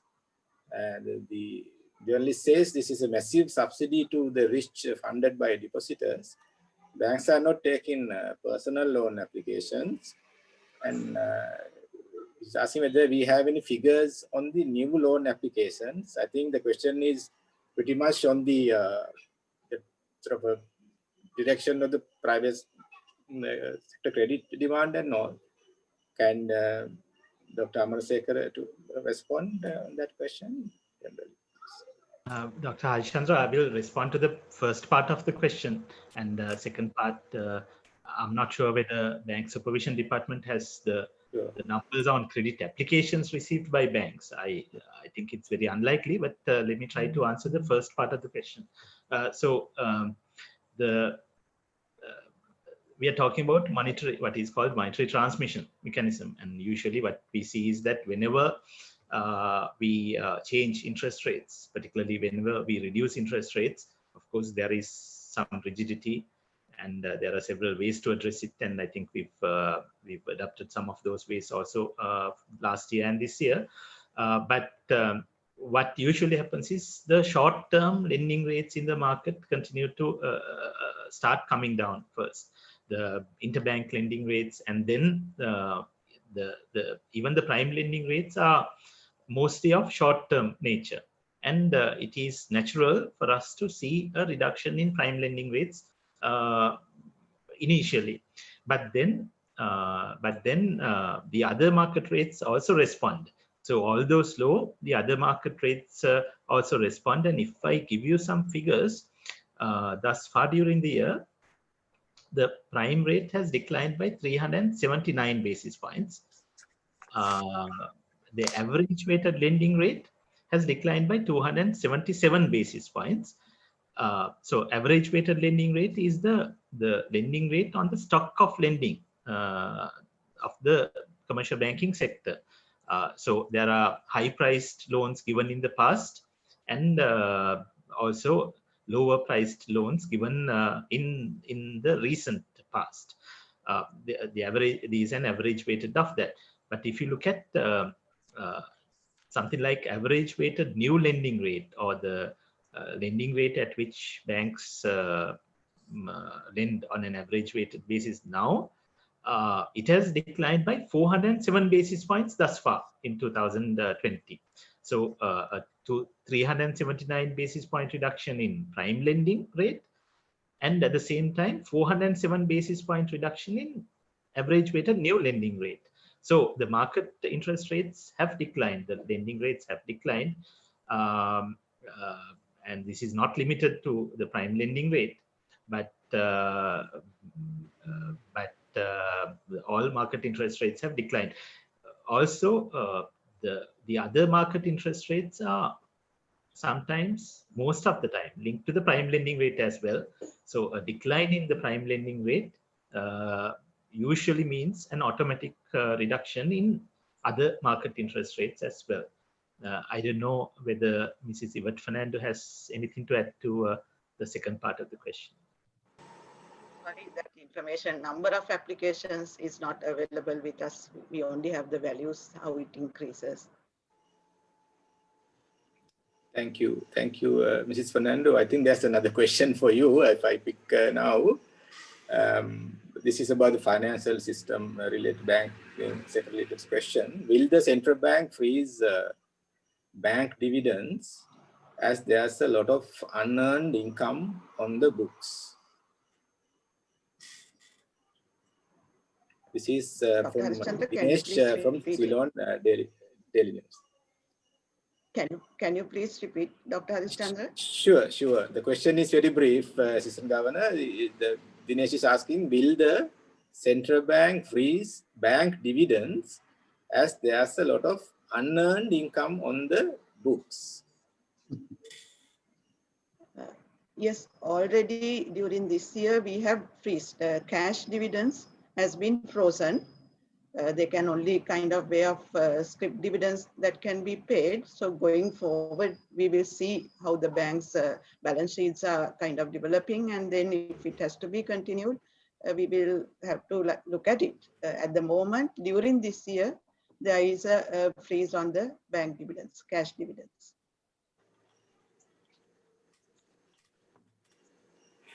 Thank you. Dr. Harishchandra, there is also this usual question about the That's right. NPL ratio. May I just mention that? Please, please. Question is about the NPL ratios for November. We don't have the November figures, but for October, the banking sector, the gross ratio has 5.2%, and the net ratio is 2.4%. I also got the rates for the non-bank. They only have the September ratios. Gross ratio is 12.8%, and the net ratio is 3.8%. Only thing we need to be mindful, we are having this moratorium. So during the moratorium, only with these values are there. Thank you. Thank you, Mrs. Fernando. There are related questions about the debt service payment requirements in the coming year. I think we have answered partly to that question. There's a particular question from Mr. Amal Jayasinghe. The government has said it has met fully the debt servicing obligations for this year. What is the debt payment forecast for the next calendar year? Is Sri Lanka able to meet its debt obligations next year without raising further loans? Maybe Deputy Governor Mr. Sirivadana will respond to that question, please. Yeah, as I already mentioned, government has to pay about little over 4 billion as capital payments and also interest payments. There are a number of sources that the government is looking for, and it's available. As I mentioned earlier, it's a combination of instruments. Partly would be coming from the bilateral and multilateral sources, and at the same time, they'll be borrowing from other sources, commercial sources like international sovereign bonds, or maybe syndicated loans, and some other non-conventional borrowing like panda bonds. So the amount of borrowing or the sources of borrowing would be a combination of that. And if you see the 2020 performance, this year also we paid a kind of a significant amount of foreign debt service payments. And we even made the 1 billion international sovereign bond that was due in early October. Kind of a similar mechanism would be adopted in next year as well. And in addition to that, there will be a lot of positive developments that the government is expecting. With all these things, the government is confident that we will be able to meet the debt service payments in next year.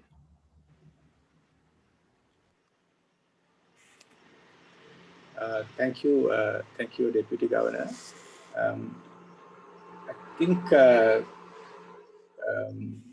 there's another question on financial and the monetary sector as well. With so much surplus liquidity, why the central bank approved the perpetual instruments by the state banks who purchased these instruments?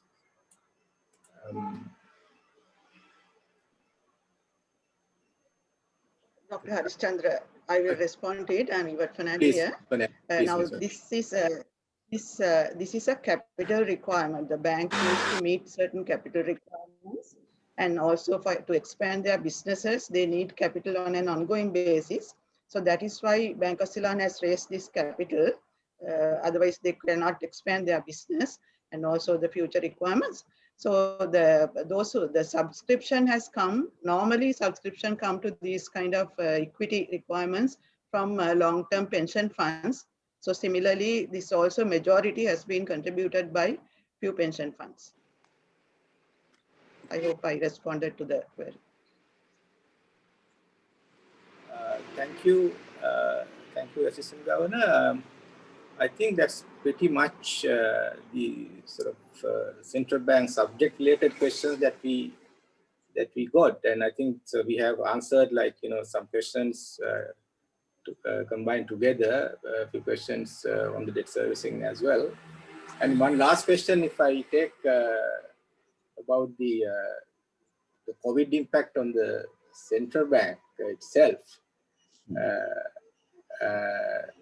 The question is, in Sinhala මහ බැංකුවේ සේවකයින්ට COVID වෛරසය ආසාදනය වීමේ මූලාශ්‍රය හඳුනාගෙන තිබෙනවාද?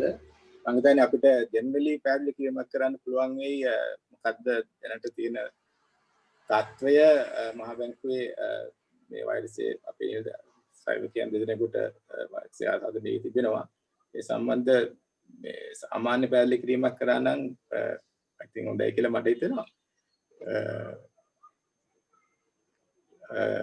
මටත් ඒ පැහැදිලි කිරීම කරන්න පුළුවන්. නමුත් yes sir, please. මේ සම්බන්ධයෙන් කටයුතු කරන මේ අදාළ විස්තර සහිත දේවල් ගැන සොයා බලන එක්කෝ මිස්ටර් ජයලත් හරි එහෙම නැත්නම් මිස්ටර් සිරිවර්ධන හරි ගැන පොඩි විස්තරයක් කළා නම් අපි කරලා තියෙන දේවල් කරන්න යන දේවල් පිළිබඳව මහජනතාව තුළ තිබෙන බියසක දුරු කළා දාන්න අපි සියලුම වැඩ කරන බව දුරස්ත මාර්ග පාවිච්චි කරමු. එහෙනම් ස්තුතියි ගවර්නර්. Okay. Sorry. මම දැනුවත් කරන්න ඕන මහජනතාවට අතර මාධ්‍යයට ශ්‍රී ලංකා මහ බැංකුව සියලුම කටයුතු සාමාන්‍ය පරිදිම කරගෙන යනවා. අපි මේ සඳහා සෑහෙන දුරකට දිගු කාලයක් තිස්සේ නිරන්තරව පර්යේෂණ නැත්තම් පරීක්ෂණය භාජනය කරපු අපේ බිස්නස් කන්ටිනියුටි ප්ලෑන් එක කටයුතු යාවත් කාලීනව දිගටම කරගෙන යාමට කරලා තියෙන ප්ලෑන් එක දැන් නිසි පරිදි ක්‍රියාත්මක වෙනවා දැන් මාස ගාණක් තිස්සේ. ඉතින් මේ අනුව සියලුම දෙපාර්තමේන්තු කළේ දුරස්ථභාවය තබාගෙන work from home නැත්නම් ගෙදර ඉඳන් වැඩ කිරීමේ පහසුකම ලබා දීලා සෑම දෙපාර්තමේන්තුවකටම වගේ මේ කටයුතු සිදුගෙන යනවා. මේ අනුව තමයි බැංකු ලංකාවේ ක්‍රියාත්මක වන සියලුම බැංකු මහ බැංකුව සම්බන්ධයි. මේ බැංකු කටයුතු ඔබතුමන්ලාට නිවැරදිව කලට වේලාවට නිවැරදිව හම්බ වෙන්නේ මහ බැංකුවේ අදාළ ගෙවීම් පියවීම් කටයුතු නැත්නම් අවශ්‍ය කරන ද්‍රවශීලතාවයේ සැපීම එතකොට මූල විදේශ වෙළඳපොලේ කටයුතු සියල්ලම මහ බැංකුවේ ක්‍රියාකාරීත්වය සම්බන්ධයි. මේ නිවැරදිව මේ කටයුතු සිද්ධ වෙන නිසා තමයි ඔබතුමන්ලාට වෙළඳ ව්‍යාපාරික මාතෘක පාජනතාවට සියලු දෙනාටම ඔවුන්ගේ බැංකු කටයුතු කලට වේලාවට කිසිම අඩුපාඩුවක් නැතුව කරගෙන යන්න පුළුවන් වෙන්නේ. ඉතින් අපි මේ කටයුත්ත ඉතාම ඕනෑකමින් නිවැරදිව කරගෙන යනවා. දිගටම මේ ගැන සොයා බැලීම් හා තවත් ටෙස්ට් කිරීම කරනවා. එතකොට අපි අපේ ආරක්ෂක වටපිටාව කියන්නේ සයිබර් සිකියුරිටි වගේ දේවල් ඒ ගැනත් විශේෂ අවධානය යොමු කරනවා මේ වගේ අවස්ථාවක. ඉතින් මේ දේවල් අපි උපරිම අන්දමෙන් ක්‍රියාත්මක කරගෙන යන බව තමයි මට කියන්න පුළුවන්. මේ වෙනකොට ඒ සියලුම කටයුතු අඩුපාඩුවකින් තොරව කරගෙන යනවා. ඔබතුමන්ලාට මොනවා හරි තියෙනවා නම් ඒ වගේ අඩුපාඩු අපිට දැනුම් දෙන්න. අපි ඒ වෙලාවට ඒක ක්‍රියාත්මක කරනවා. ඇත්තෙන්ම අපේ දුරකථන මාධ්‍යවල යම් ප්‍රශ්නයක් තියෙනවා මේ සම්බන්ධ වීමේදී. ඒකට ප්‍රධාන හේතුව තමයි එන ඉන්ක්වයරිස් ප්‍රමාණය විමසීම් ප්‍රමාණය ඉතාම අධිකයි. එක්කෙනෙක්ට උත්තර දෙනකන් කීප දෙනෙක් සම්බන්ධ වෙලා හිටියත් තව කීප දෙනෙක් එළියේ ඉන්න වෙනවා ලයින් එකේ. ඒ අතරේ හැම දෙනෙකුට එන්නේ මේක ගත්තේ නැහැ වගේ කියන පණිවිඩයක්. ඉතින් ඒ වුණත් අපි මේකත් ඉතා ඉක්මනින් යථා තත්ත්වයටපත් කරනවා. මේක තමයි දැන්ට තියෙන්නේ. මේ වෙනකොට සියලුම ආපු ගැටලු ප්‍රශ්න निराකරණය කරලා මේ කටයුත්ත දිගටම කරගෙන යනවා මහජනතාවට අවශ්‍ය සේවය සපයීම සඳහා.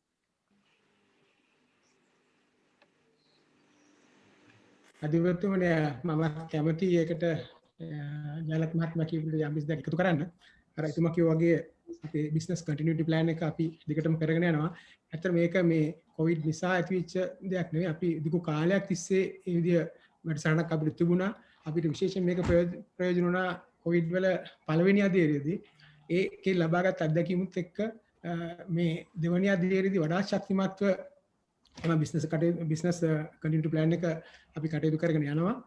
එතුමා කිව්වා වගේම මම හිතන්නේ කිසිම ජනතාවට කිසිම දෙයක් නොදැනෙන්න, කියන්නේ විශේෂයෙන්ම ගෙවීම හා පියවීම පද්ධතිය යථා කාලීනව යවත් කාලීනව පවත්වාගෙන යන්න මේ පද්ධතිය සහ අපේ ක්‍රියාකාරීත්වය ඉවහල් වුණා. ඊට අමතරව ඇත්තටම අපි අභ්‍යන්තරයේ පරිපාලනය කිරීමේදීත් අපි අපටම ආවේනික වෙච්ච යම් ක්‍රියාමාර්ග විශේෂ ක්‍රියාමාර්ග අලගෙන තියෙනවා. ඒක ඇත්තටම අද ඊගත් එකක් නෙවෙයි. විශේෂයෙන්ම මාර්තු මාසෙ ඉඳලම අපි ගත්ත ක්‍රියාමාර්ග විශේෂයෙන්ම අපි මහ බැංකුව ආයතනයක් විදිහට ගත්තාම ගොඩනැගිල්ල විෂ බීජ හරණය කිරීම, ඒ වගේම සේවා මුර නැත්නම් දෙකකට ඒ ආකාරයෙන් පවත්වාගෙන යාම. මොකද එතකොට අපි අර සේවකයන් එකිනෙක හා මිශ්‍ර වීම වැළැක්වීමට ගත්ත ක්‍රියාමාර්ග ඒ හා සමානවම අර එතුමා කිව්වා වගේම නිවසේ සිට වැඩ කිරීම නැත්නම් work from home කියන එක සහ උන්ට අවශ්‍ය පරිගණක සහ අනිකුත් ඔන්ලයින් වැඩ කිරීමට අවශ්‍ය පහසුකම් ලබා දීම. ඒ සියලු දේවල්ම තුලින් අපි මහ බැංකුව ඇත්තටම වඩාත් ශක්තිමත් ස්ථානයක අද ඉන්නවා මහ ජනතාවට වඩාත් හොඳින් සේවාවක් සලසලා දෙන්න මේ ඉදිරියට යෑමේදී.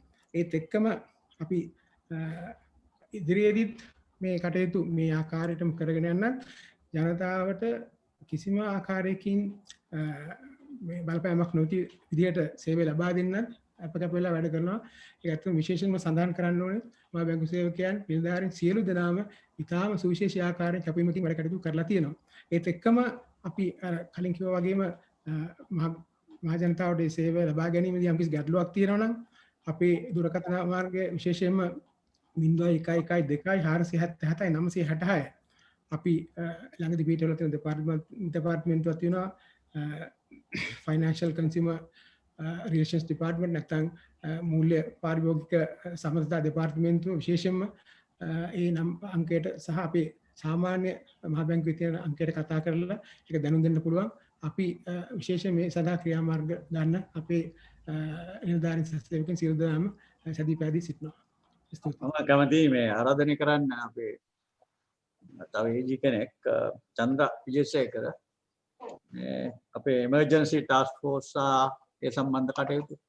Yeah, we can hear you clearly, Mr. Jasegar. Go ahead, please. Okay.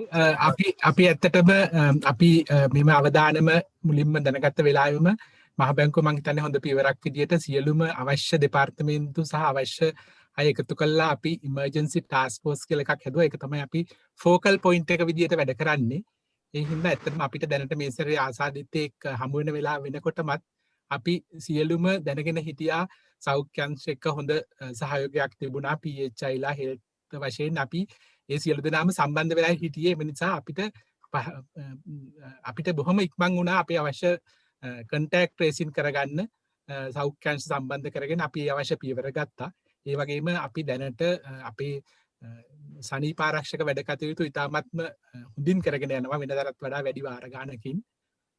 ඒ වගේම තවත් අර ඉස්සෙල්ලා කිව්වා වගේ අපේ shift system එකට අපි කරන නිසාවෙන් ඒ 14 days ගෙදර ඉන්නව එක කට්ටියක් ඊළඟ අනිත් කොටස තව දවස් 14ක් ඉන්නවා. මේකින්ද අපි මිනිමයිස් කරලා තියෙනවා මේ groups contact වෙන එක.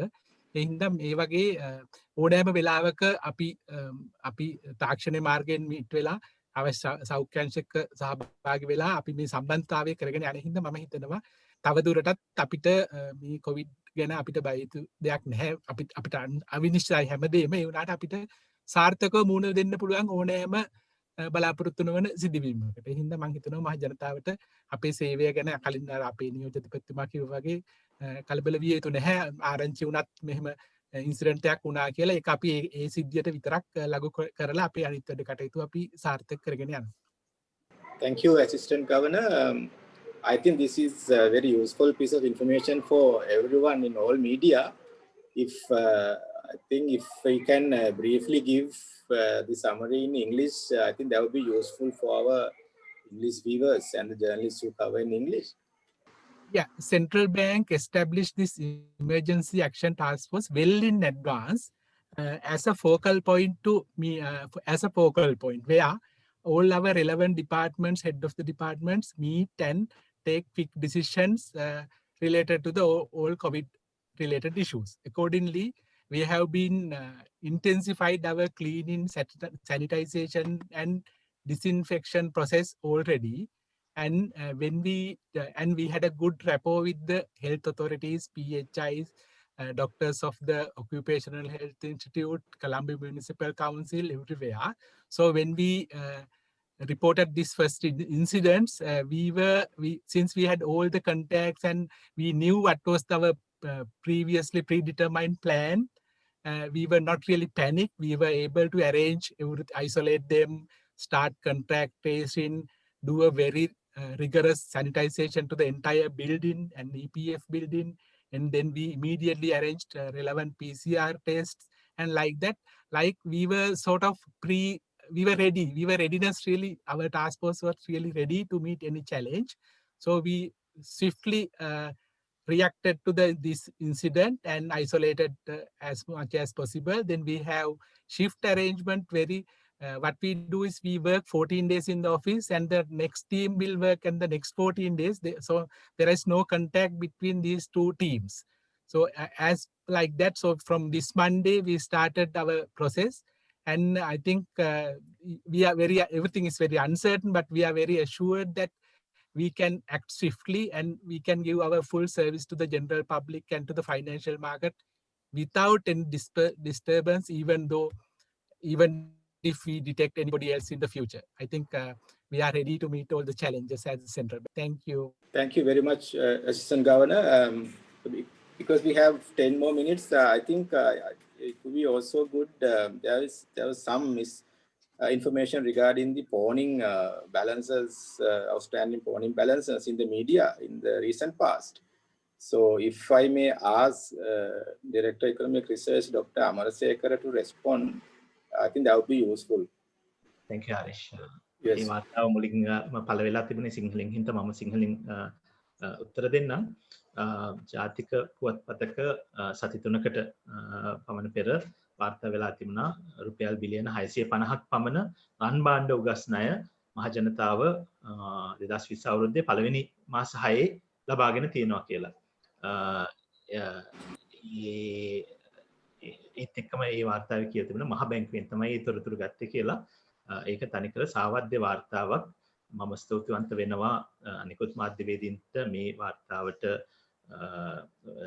වාර්තාව අනිකුත් මාධ්‍ය වල පළ නොකිරීම ගැන කරුණා කරලා අපේ ඉල්ලීම ඒ වගේ වාර්තා විශේෂයෙන් දත්ත සමග මහ බැංකුව දත්ත සමග වාර්තා පළ කරනකොට අඩු ගානේ අපෙන් අහන්න කියලා. මොකද ආර්ථික පර්යේෂණ දෙපාර්තමේන්තුවත් සංඛ්‍යාන දෙපාර්තමේන්තුවත් අපි බැඳී ඉන්නවා අදාළ තොරතුරු ලබා දෙන්න මහජනතාවට සහ ඔබතුමන්ලාට. ඒ වගේම අපි ඕන කෙනෙක් සම්බන්ධ කරගන්න පුළුවන් විශේෂයෙන් අපේ සංනිවේදන දෙපාර්තමේන්තුව හරහා හැකිතාක් දුරට තොරතුරු දත්ත ලබා දීම තමයි අපේ බලාපොරොත්තුව.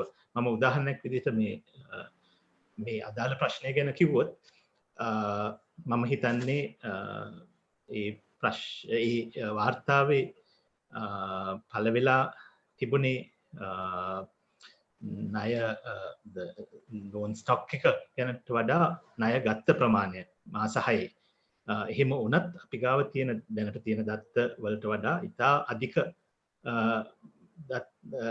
අධික ඉලක්කමක් තමයි වාර්තාවේ තිබුණේ.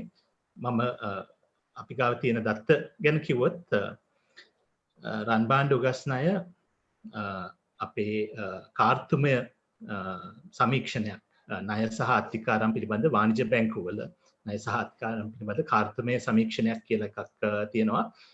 සැප්තැම්බර් මාසයේ අග වෙනකොට මේ සමීක්ෂණය අනුව රන් භාණ්ඩ උගස් ණය රුපියල් බිලියන 241ක් තිබිලා තියෙනවා. මේක තමයි 2020 සැප්තැම්බර් 30 වෙනකොට තිබ්බ තත්ත්වය. ඒ වගේම පළවෙනි මාස 6 ගත්තොත් උගස් ණය රන් බාණ්ඩ උගස් ණය මහජනතාව ලබාගෙන තියෙන අලුතෙන් ලබාගෙන තියෙන උගස් ණය මේ தත්ත්වය අපි පළ කරලා නැහැ. උනට ඔබතුමාලගේ දැන ගැනීම සඳහා මම කියන්නේ රන් බාණ්ඩ උගස් ණය ලබා දුන් ප්‍රමාණය රුපියල් බිලියන 197ක්. ඒ වගේම පළවෙනි මාස 6 මුළු ණය ලබා දීම් රුපියල් වාණිජ බැංකු වලින් රුපියල් බිලියන 1917ක්. පළවෙනි මාස 10 ගත්තොත් මුළු වාණිජ බැංකු වලින් ලබා දුන් මුළු ණය ප්‍රමාණය රුපියල් බිලියන 3976ක්. මම දෙන්නේ ලබා දුන්න ණය. හැබැයි මේ ණය වලින් කොටසක් පිය වෙනවා ඒ කාලය ඇතුළතම. ඒකින්ද ඒ වාරයේ අවසානය වෙනකොට කාර්තුව අවසානය නැතිනම් මාසයේ අවසානය වෙනකොට තියෙන ණය ප්‍රමාණයත් එක්ක මේක ඍජුව සංසන්දනය කරන්න බෑ. නමුත් මම කියන්නේ රන් බාණ්ඩ උගස් ණය පළවෙනි මාස 6 ඇතුළත ලබා වාණිජ බැංකුව ලබා දීලා තියෙන ප්‍රමාණය රුපියල් බිලියන 197ක්. පළවෙනි මාස 10 ඇතුළත ලබා දීලා තියෙන රුපියල් බිලියන 433ක් වාණිජ බැංකුව වලින්. ඒ වගේම 2020 සැප්තැම්බර් මාසයේ අග වෙන විට වාණිජ බැංකුවල රන් බාණ්ඩ උගස් ණය ශේෂය රුපියල් බිලියන 241යි. අපි ගාව තියෙන වාර්තාවලට අනුව. ඒ නිසා මම ආයත ආයෝජනය කරනවා. මොකද අපි රටේ මූල්‍ය සාක්ෂරතාව වැඩි කරන්න හදන්නේ. ඒකට ඔබතුමන්ලගේ සහයෝගය අනිවාර්යෙන් අවශ්‍ය වෙනවා. එම නිසා විශේෂයෙන් ශීර්ෂ පාඨ දත්ත පිළිබඳව ශීර්ෂ පාඨ පළ කරනකොට මේ දත්ත පිළිබඳව ටිකක් හොයලා බලන්න. එහෙම නැත්නම් අපෙන් අහන ආර්ථික පරීක්ෂණ දෙපාර්තමේන්තුවෙන් සංඛ්‍යාන දෙපාර්තමේන්තුවෙන් සංනිවේදන දෙපාර්තමේන්තුව හරහා පොඩ්ඩක් අහලා හිටියනම් මම හිතන්නේ මහජනතාවට වඩා හොඳ තොරතුරු ලබා දෙන්න පුළුවන් වෙයි කියලා. Thank you, Dr. Amasekar. I think we can have two more questions briefly, given we have 5 minutes. I think Mr. Ganevat also wants to ask a question. And before that, there's a question from Mr. Harshana Silva about the recent budget proposal for increasing the retirement age to 60 and implications from the EPF side. The question, I will read it for the panel. The budget has proposed to increase the retirement age, and there are concerns about the EPF. Any comment from the central bank? Can people get their money before the retirement age, that is before 60 years of age? Maybe this is too early for us to comment, given that we didn't see the details of the budget proposal, but I think any response from the panel would be useful for the time being. Dr. Arishchandra, if I may address that question. The criteria for the refund of EPF funds are specified in the EPF Act. So having said that, there are about 7 criteria, which includes this age factor as well. There are 55 for males and 50 for females, and there are other factors like migration, marriage for ladies, and so on and so forth.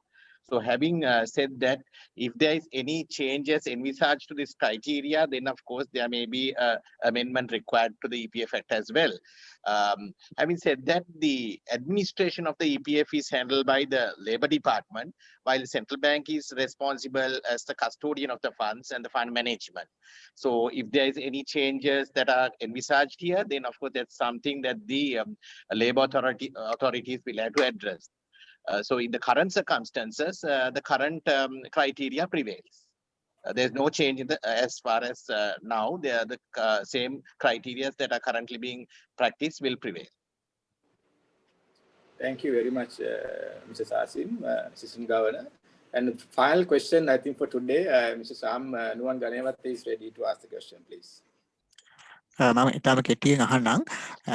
ජනහා සංඛ්‍යාලේඛන දෙපාර්තමේන්තුව දෙවන කාර්තුවේ වර්ධන දත්ත ප්‍රකාශ කිරීම දෙසැම්බර් 15 වෙනකම් ප්‍රමාද කරලා තියෙනවා.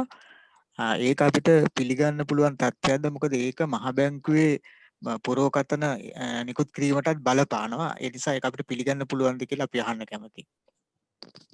පිළිගන්න පුළුවන්ද කියන්නේ තොරතුර ඇත්තද නැත්තද කියන ප්‍රශ්නය නම් ඒ තොරතුර සත්‍යයි. වෙල තාම රිලීස් කළා නැහැ තොරතුර. අධිපතිතුමනි මම ඇහුවේ ඒ වගේ ප්‍රමාද කිරීම කියන්නේ තොරතුරු සත්‍යයි නමුත් එහෙම මේ දත්ත 12යි 15 වෙනකන් ප්‍රමාද කිරීම මේ මෙච්චර කාලයක් එහෙම දෙයක් සිද්ධ වුන්නේ නැහැ. ඒ වගේ ප්‍රමාද කරලා නිකුත් කිරීමේ බලපෑම මොකක්ද කියලා මම දැනගන්න කැමතියි. අපිට දැනගන්නට තියෙන විදිහට එය දත්ත එකතු කර ගැනීම පිළිබඳ ප්‍රමාදයන් නිසා අදාළ සංඛ්‍යා ලේඛන අදාළ ජනසංඛ්‍යා හා සංඛ්‍යා ලේඛන දෙපාර්තමේන්තුව ගත්තු තීරණයක් හැටියටයි අපිට දැනගන්නට තිබෙනවා. ඊට වඩා වැඩිපුර දෙයක් අපේ ස්ටැටිස්ටික්ස් පැත්තෙන් රෝහණ හරි ඒ වගේ කෙනෙක්ට උත්තර දෙන්නට පුළුවන්. Tamarsekar, have you anything to add?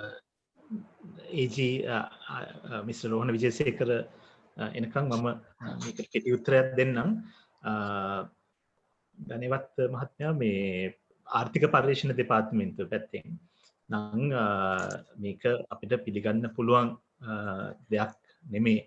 මොකද ඔබතුමන්ලා හැමෝම දන්නවා මහ බැංකුව මේ කොවිඩ් තියා මොනවා වුණත් කිසිම හැමදාම වෙලාවට අපි එක පැත්තකින් දත්ත නිකුත් කරනවා. ඒ වගේම අපේ වාර්තා හැම එකක්ම වෙලාවට නිකුත් කරලා තියෙනවා. අපි දන්නවා මහ බැංකුව වාර්ෂික වාර්තාව අප්‍රේල් මාසේ නිකුත් කරා කිසිම ප්‍රශ්නයක් නැතුව එක දවසක්වත් පමා වෙන්නේ නැතුව. ඒ වගේම මෑත කාලීන ආර්ථික ප්‍රවණතා නිකුත් කරා. ඒ වගේම හැම සතියෙම හැම මාසෙම අපි එළියට දාන දත්ත ඒ වෙලාවට නිකුත් කරලා තියෙනවා. ඒකින්ද මහ බැංකුව විදිහටත් ආර්ථික පර්යේෂණ විදිහටත් මේක පිළිගන්න පුළුවන් තත්වයක් නෙමෙයි. ඒ වගේම අපි ඉස්සරත් ජනලේඛන හා සංඛ්‍යා ලේඛන දෙපාර්තමේන්තුව එක කතා කරනකොට කියලා තියෙනවා වෙනත් රටවල මාසයක් ඇතුළත ජාතික ගිණුම් පිළිබඳ පළවෙනි ෆර්ස්ට් රීඩින් එක පළවෙනි රිලීස් එක සිද්ධ වෙනවා. පළවෙනි නිකුත් කිරීම සිද්ධ වෙනවා මාසයක් ඇතුළත. විශාල රටවල් වල පවා ඇමරිකාව, චීනය වගේ රටවල් වල පවා. ඒක තමයි ඒ තත්වයට තමයි අපි යන්න ඕනේ. එහෙම නැතුව දත්ත නිකුත් කිරීම ප්‍රමාද කරන එක අපි හිතන්නේ පිළිගත හැකි කාරණයක් නෙමෙයි. අධිපතිතුමනි ඔබේ අවසරය ඇතුව මම තවත් කියන්න කැමතියි. අධිපතිතුමත් මේ පිළිබඳව ජනලේඛන හා සංඛ්‍යා ලේඛන දෙපාර්තමේන්තුවට ලියලා තියෙනවා. අපේ මේ ගැන අපි හිතන දේ සමග. Thank you, Dr. Amarsekar. And anyone of the panel wants to say something before we end the Q&A session, please? Okay, if not, I think we had a very productive press conference today. So we have utilized the full time allocated for the press conference. And I would like to thank all the journalists who tuned in for this press conference today. And this is the last press conference, scheduled one for this year. And we will have the next press conference following the first scheduled meeting on the 21st of January, as we announced already. So with that, I would like to especially thank Governor, Deputy Governor, all assistant governors and heads of departments who joined in the panel to respond to questions from our journalists. And also I would like to thank all the presenters who gave the introduction to the press conference. And especially, I would like to thank the Communications Department and the Center for Banking Studies for arranging the logistics to make this web press conference happen successfully. So with that, so I saw some sort of questions that we also got from the Q&A option, but they'll be responded to offline through the Communications Department, so we can also always follow up with them. So that, thanking you all, everyone, and so until we see next time, stay safe and bye for now. Thank you very much.